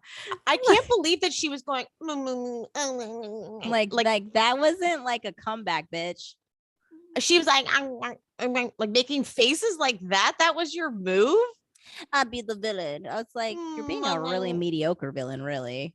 I mean, I understand that she might actually be able to do some diabolical shit. So like, but this was a really weird. But she's not in a moment. She can't really defend herself. It's like that's why she has to use her like powers that be behind the scenes, because she can't. She's not really good up front. Like she thinks she is. She's not. She's like, I am, because like Garth's like, you're being mean. She's like, I am. Because she's, you know what it is? She's like, she's squirrely. She's unhinged. She's like she's like a fox. Like she's just like dangerous. Like she's just like, ugh. Like she's like, she can't. Ugh. She gives me the creeps. Is what she does. She thinks she's doing what Garcelle does, where it's like Garcelle will like be quiet. And she's like, oh, I see who you are. Yes, but the thing is, she's not doing that. She's like, yeah, exactly. Like, and I'm like, that's not, no. If you're trying to you need to have a moment of stillness. You need to just sit back and just say, and just be real cool about everything. But no, you're like, you're a little bit too animated with it. You're a little too animated. Bring it down a notch. Yeah, she keeps like switching. She keeps like switching. She's like, oh yeah, oh oh okay, bring it on. Okay, everybody, okay. Like she's doing that too much, and Garcelle's just watching her. Like, all right, you're being mean. Walk away. And I know, like she like cut it. Like she's like, also, you're not worth my time. Bye. This is my birthday party.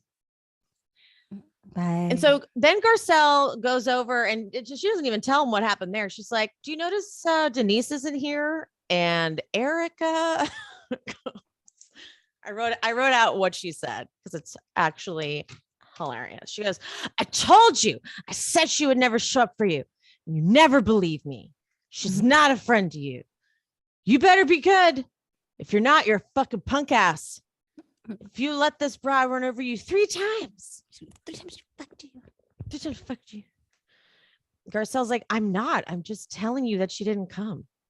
Yeah. And then as soon as the bartender comes over, Erika's like, sweetheart, you're lovely. Fucking hell.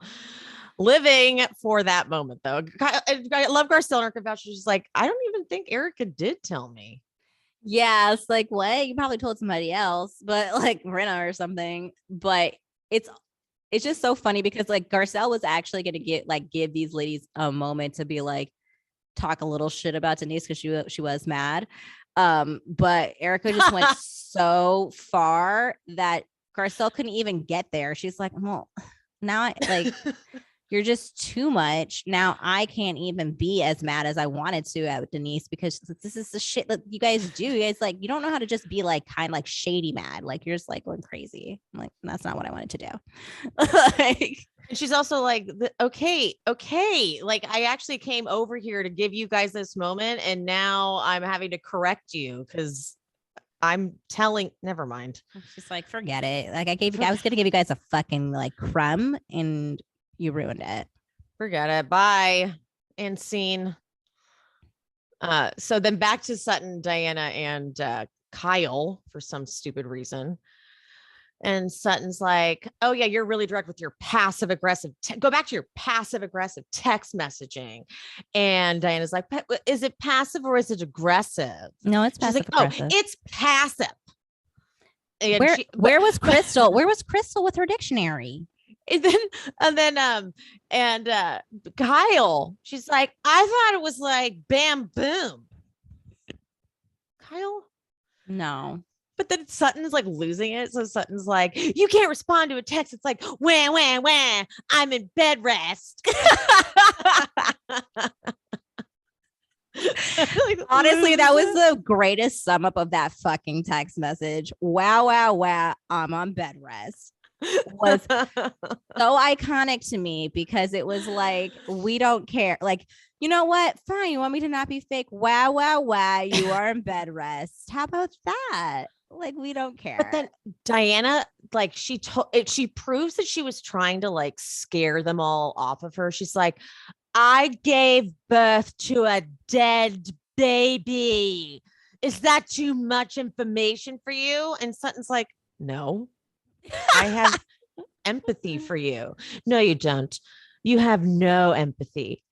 Sutton goes, how dare you question my empathy? Like Sutton hates that. Like, I am a good person. That is, I'm going to say it again. Diana, you have none. Kyle doesn't say anything then. And Sutton says, you're a soulless person. But now, Kyle, you can't say that. Right? She just said she has no empathy. It's the exact same thing. It is actually the exact same thing. I just need Crystal to always be in the corner with the dictionary to just guide everybody in the definition of the things that they don't know. Like it's just, it's the same exact thing. Same exact thing. And then Diana says her line, you need a new villain. Here I am, which is such a flop. Yeah, like I thought it was going to be crazier because of the edit from earlier, but to see how she lost so terribly in that argument, it doesn't hit the same anymore. It's horrible. It's like, it doesn't like, because I was like, well, like you're just more of it's more of not you need a new villain and more of you need a new nuisance, because that's how I feel. Like you're very bothering me. Like, and I'm like, need a new villain. What do you actually that didn't work? I feel like you wanted to get that line in there. But I mean, you got it in. It just didn't play. Like you were like, I need to make sure I say that. Like you said it and we heard it. Just it didn't. All work. of the things that like you're not really like.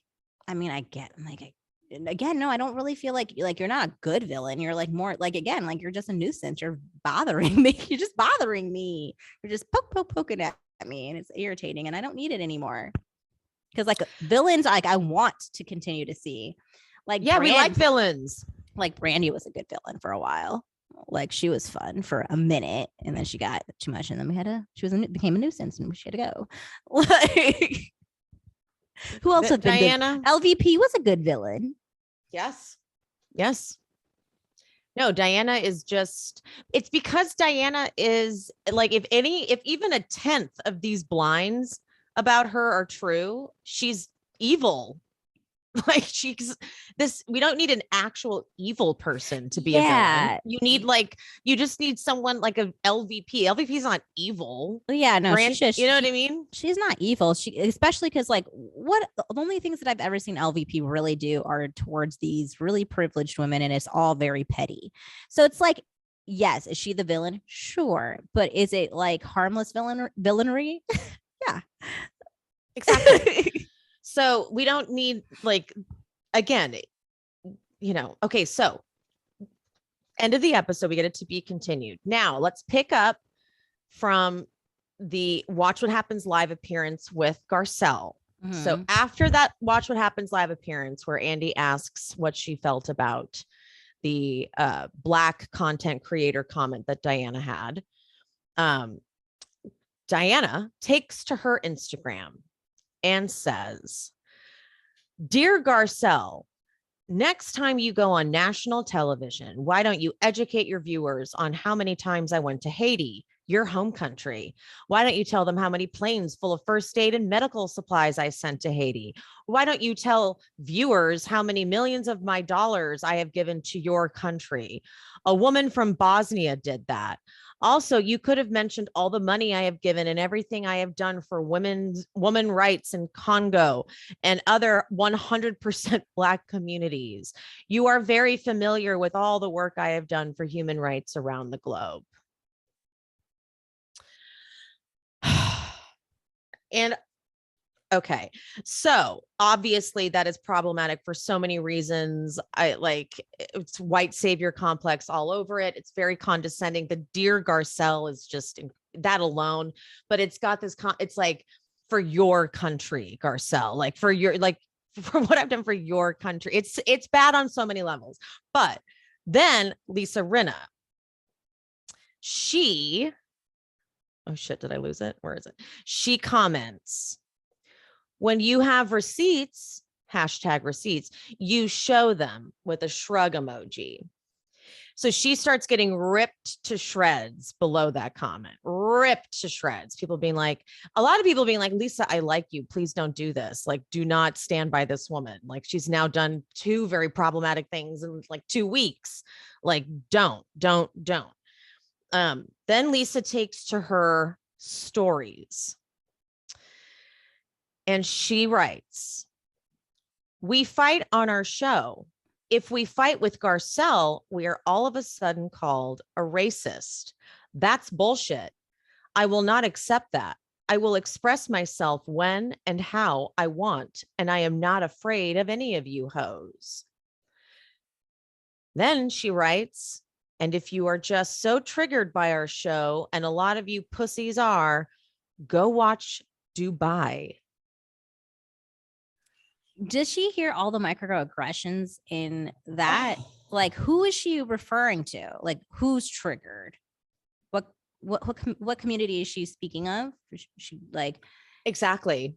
Like, are you saying, well, if Black people are so triggered or are so sensitive that we should just watch something that's more familiar, or that we see more people that look like us and leave the conversation, watching the show, like we're not allowed to watch other shows like that? Like, she's so tone deaf. It's insane. As like, I mean, this isn't her first time. Remember when her and Harry dressed up as what was that? What's the couple? Harry had the Nazi. Yeah, they were dressing up as some like famous couple, and then they had like a Nazi swastika on his shirt. And it's like, you guys just don't understand or like care to understand what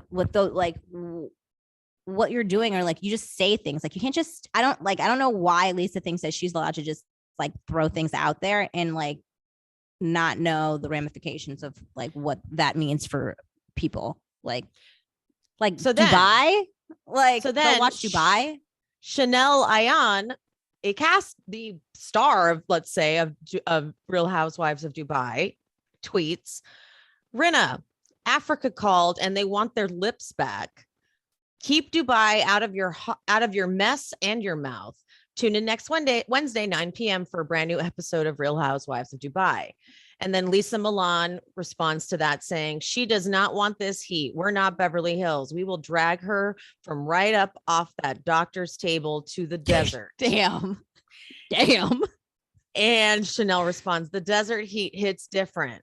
And then Caroline Brooks writes, "At Lisa Rinna, why did you mention our show in your post?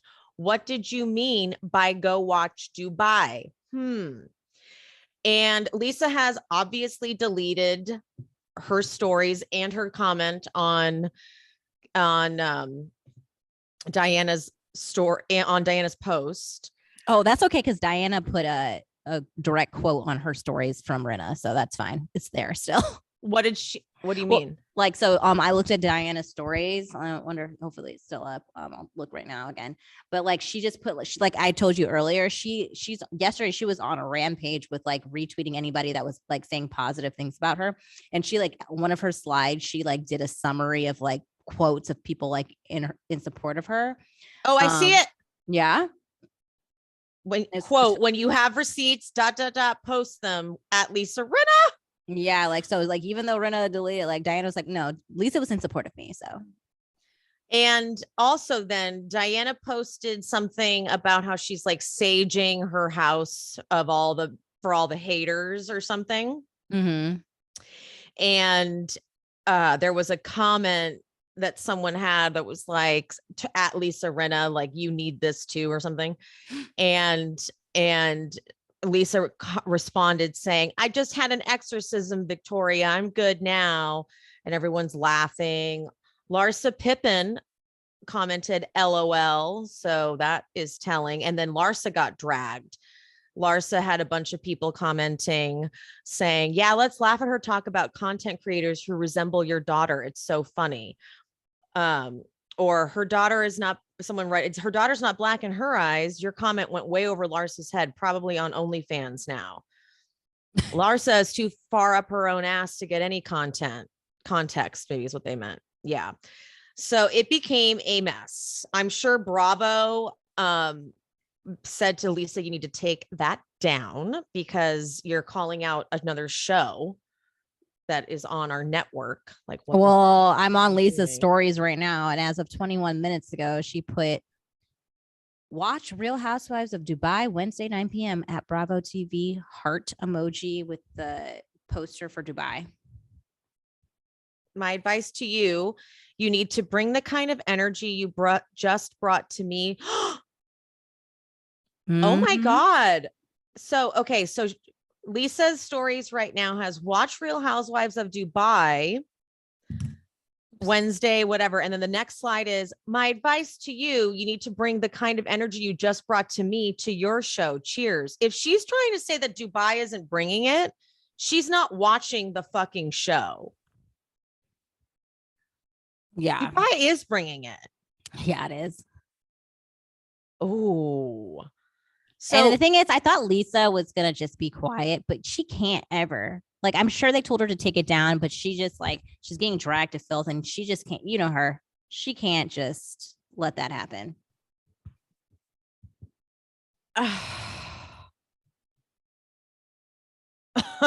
She's so exhausting. Can we like, I know we were playing around with the idea of just keeping her on because she's like a staple, but like also I would think it's hilarious. We just let her go because she's so thirsty for a goddamn check and being on TV that if we just let her go, that would really just hurt her. It is getting exhausting. Like we are letting, because she's coming after Kathy for being racist and now she's siding with Diana. Yeah, that's my whole thing. That's why it's so annoying. She doesn't care about people being racist. She cares about a storyline. She cares about being able to like talk about something. So she could care less what Kathy may or may have not done in wherever they were. It was just a moment to latch on to something because she has no storyline, and it had nothing to do with what her Kathy saying something maybe problematic or whatever.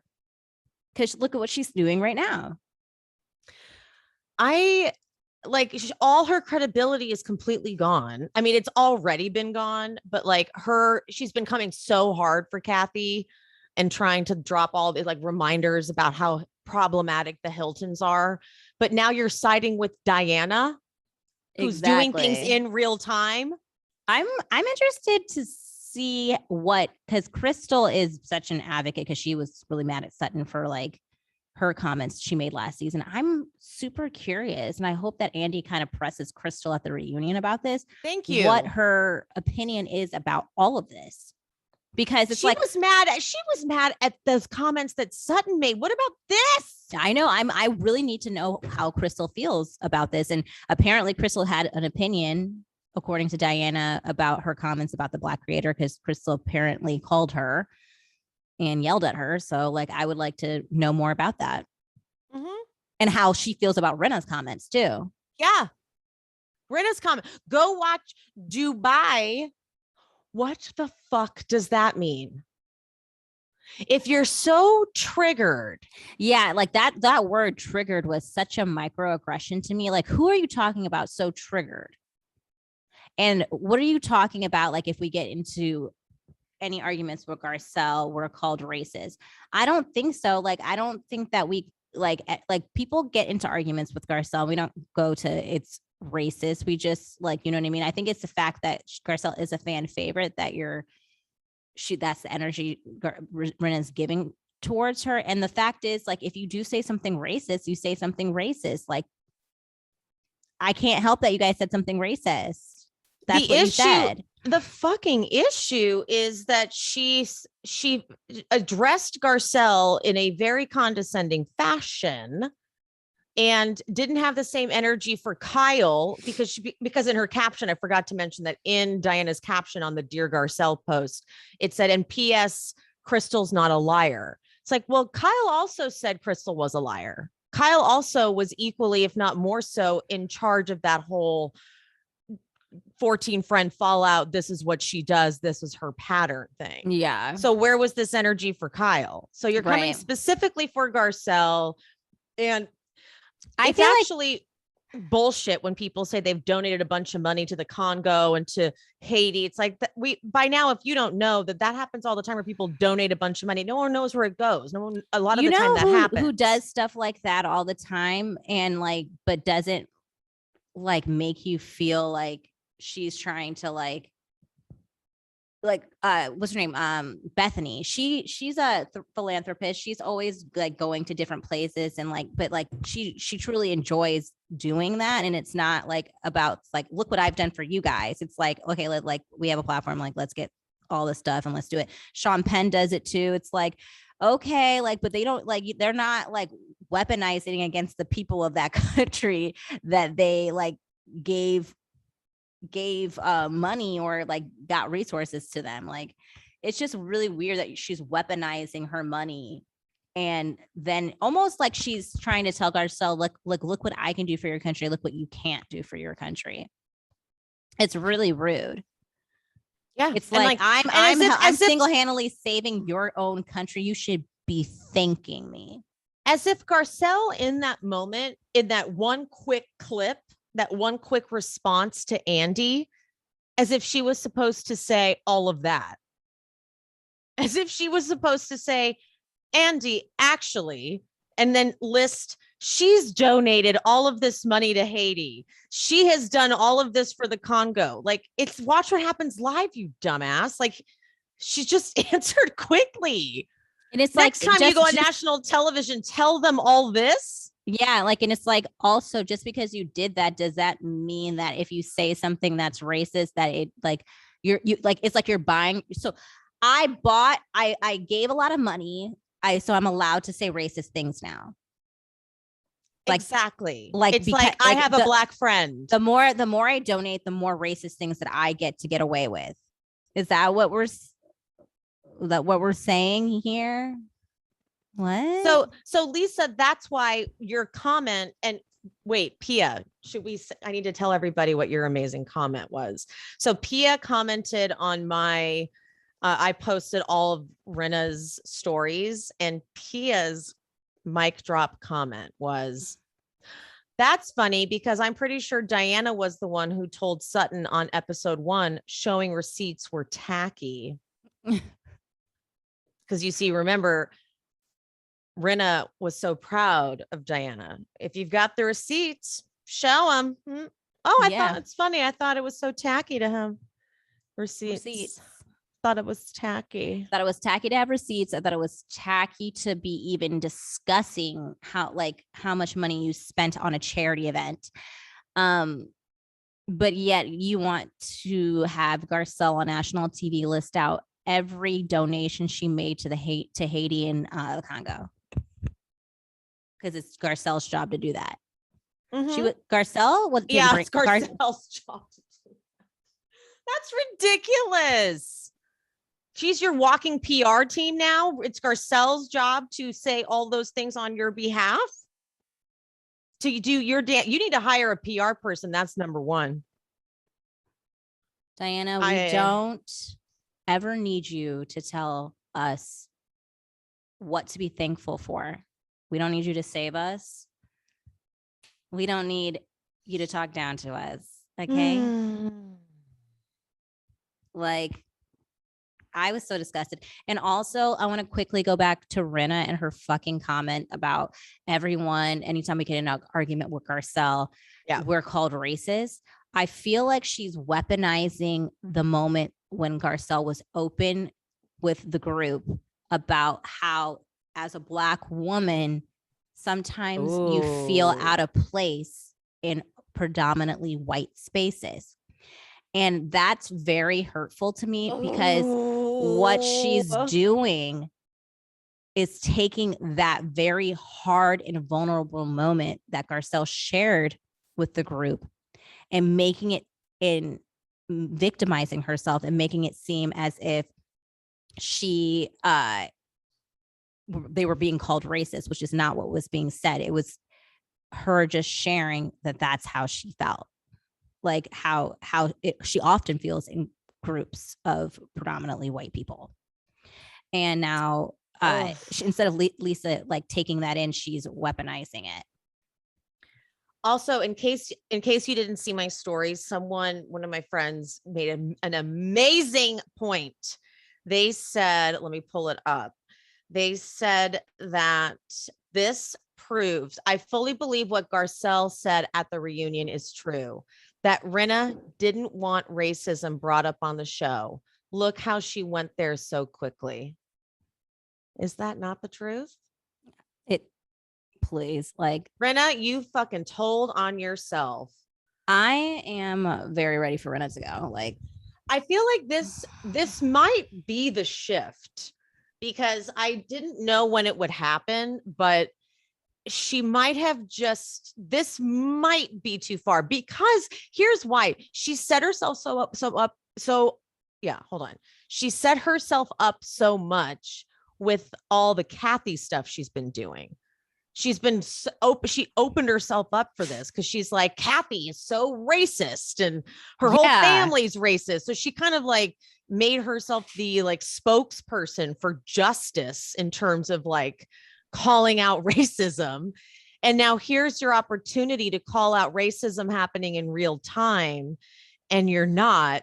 And not only are you not, you're spitting in the face of it, making fun of it, laughing at people who are offended by it, and then telling the people who are, quote, triggered by it to go watch Dubai, because I don't even think you're watching Dubai. There's nothing she's not triggering on it. I think and it's like spoken like a true Karen, because it's like she's not even watching it. She's not watching it because she's like, well, Dubai is so problematic. I'm like, America is as problematic as Dubai at this point. Oh, absolutely. Like, she's just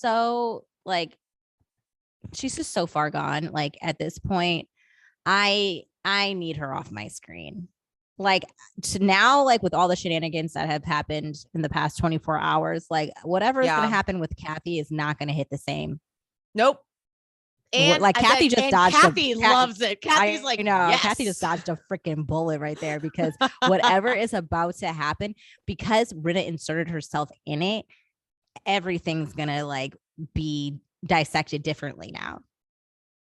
Kathy, congratulations, just got a free freaking pass. It's so true though. Kathy, you got lucky, girl. She got lucky. You're still problematic, Kathy. You absolutely have a problematic history. The whole family does, but Rinna just lost any ounce of credibility because this is a mess. And Kathy has played it so right though too, because she is very good friends with Garcelle.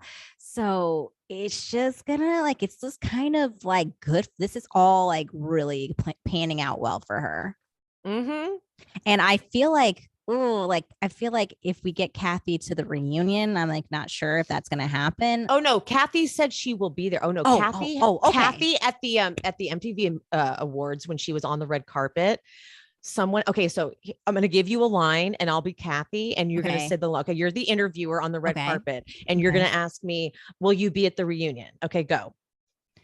Will you be at the reunion? Oh, I will be at the reunion. There's a lot to say. It was that, Pia. It was that. I'm so excited. And it's going to be even better now that all of this happened because I feel like Kathy is not taking no prisoners. She's ready. I cannot wait. I'm very excited. Like, get me the hell onto the reunion. How many more episodes do we have? Like, oh my God, the season's so long. We're going to be doing this for months. Oh my God. I just need the reunion. We have, I think it's 22 episodes. If Andy wastes my time again, like last year with that freaking 4-parter. I don't want a 4-part reunion because they're going to fuck it up. I want 3 parts that are meaty. Don't give me a 4-part because you're going to piss me off one week. Yeah, I don't give me any more like promos. I don't need any of that. Don't give me another Halloween promo. I swear that was a whole God. episode. I was like, what? The movie was not that good to have. Not. Don't even. All right, we should wrap this up, Pia. As always, another fabulous time recording with you. Oh my gosh, I'm so excited for next week and all the weeks to follow until we get to the thing that we just are all really here for, which is the reunion. Thank you guys so much for tuning in, for listening. I have a big announcement. I will not be covering Real Housewives Ultimate Girls Trip 2 anymore. Why? Because my mental health can't handle it. Oh, that's fair. Enough said. Yeah. I can't. I was gonna watch it and hate recap it. Thank you guys so much for anyone who wrote in with their feedback. I like the messages have been awesome. I will address it a little further when I do some posts on Instagram. But yeah, it's like the most recent episode, Dorinda goes even further into her crazy. And I'm like, I don't even know if I'll finish the season. I haven't watched any of it. I don't know why, but Ultimate Girls Trip I can't get myself to watch it. I don't know why. Like I thought I would this season. I thought I really would this season because the cast seemed kind of interesting. I don't know why I cannot get myself to watch it. I don't know. I'm hitting a point with where I'm realizing the concept isn't hitting for me like it is for basically 90% of the Bravo community. I guess it's because it's like it's a one-off, like we're not going to see them again afterwards, so the drama is fleeting. It doesn't have like what I like about Housewives is it's kind of soap opera-y. We get like season after season of the drama and it builds and you have to know the history and like that's what makes it so fascinating. And so the Ultimate Girls Trip stuff is just happening in this one condensed thing and then it's over. And so it's kind of I think that is what it's the turnoff for me. I never really like even like the spinoff with the Winter House, like I did enjoy it, but it's just so quick that like a part of me is I mean I think that one works a little bit because they are kind of like they're coming back in this kind of the same cast, so we can build on from like things that happened last time a bit, but like like the formatting for Ultimate Girls Trip isn't doing it for me. The first one was a breath of fresh air. It was lovely. It gave us a great glimpse behind the scenes. It was great to have them talk about the making of, because it kind of had that, like, remember that show Making Of?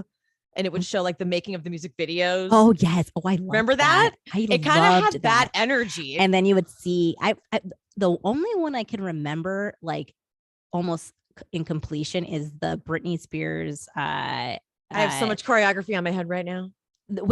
I'm talking about Lucky, the Lucky music video. I remember that. I think one. Maybe I'm thinking of Oops. No, I'm thinking of no. God, now Slave? I can't think of it. The one with Melissa Joan Hart. Oh, Drive Me Crazy. Yeah, I'm thinking of that one. But those. So the first one had that energy where it was like, oh, they're showing us like you know, how when they would go to lunch or whenever they go to a restaurant, they needed to show them ordering the food, bringing the food, dropping the drinks. Like that was part of it. I'm like, oh, so give us behind the scenes stuff. This one is problematic housewives, and like I hate Dorinda now. It's like at Dorinda's house, like, and it's dark, and I can't get on board with Brandy. I think she's like an abomination to women everywhere. Like she's horrible. She's not learned anything. She's still like playing a victim. She's still acting like the underdog. I'm like, bitch, it's been years. You're not an underdog anymore. Don't understand how Eddie Ciprian ever even like had a thing with her. She seems like crazy. She's so like but she just like feel like she was always like that though, right? Like at first I was like, oh, was it because he cheated on her she became crazy, or like no, I just kind of think she was always like that. Yeah. So I'm going to tap out, because then I have room for like other fun bonus content. Like I'm going to do a Southern Charm. How did we get here? Because I'm realizing that almost no one has watched all of the Southern Charm seasons from like the beginning. And I don't blame you, because they're like a different parallel universe, seasons 1 through 3. I think no one should have to watch them now. I think that I know, because I didn't watch the beginning episode or seasons or whatever. I started right the last season Naomi was on, and then she wasn't on the next season. So like that was the last season, Naomi's for like last season. That was when I started, and I was like, oh, okay. So I think I was like getting all the tail end of everything. Like I saw a little bit of like Catherine and her baby daddy and that crazy lady's drama. I saw like Naomi and Craig's relationship finally closing, and her beginning to date that guy that she just broke up with. So. Yeah. Anyway, thanks for watching, tuning in, and follow Piaget on TikTok and Instagram at Piaget, VPIAGETV. And follow me at She Speaks Bravo. And please like, subscribe, comment, rate, review, and we'll see you next time. Bye, guys. Bye.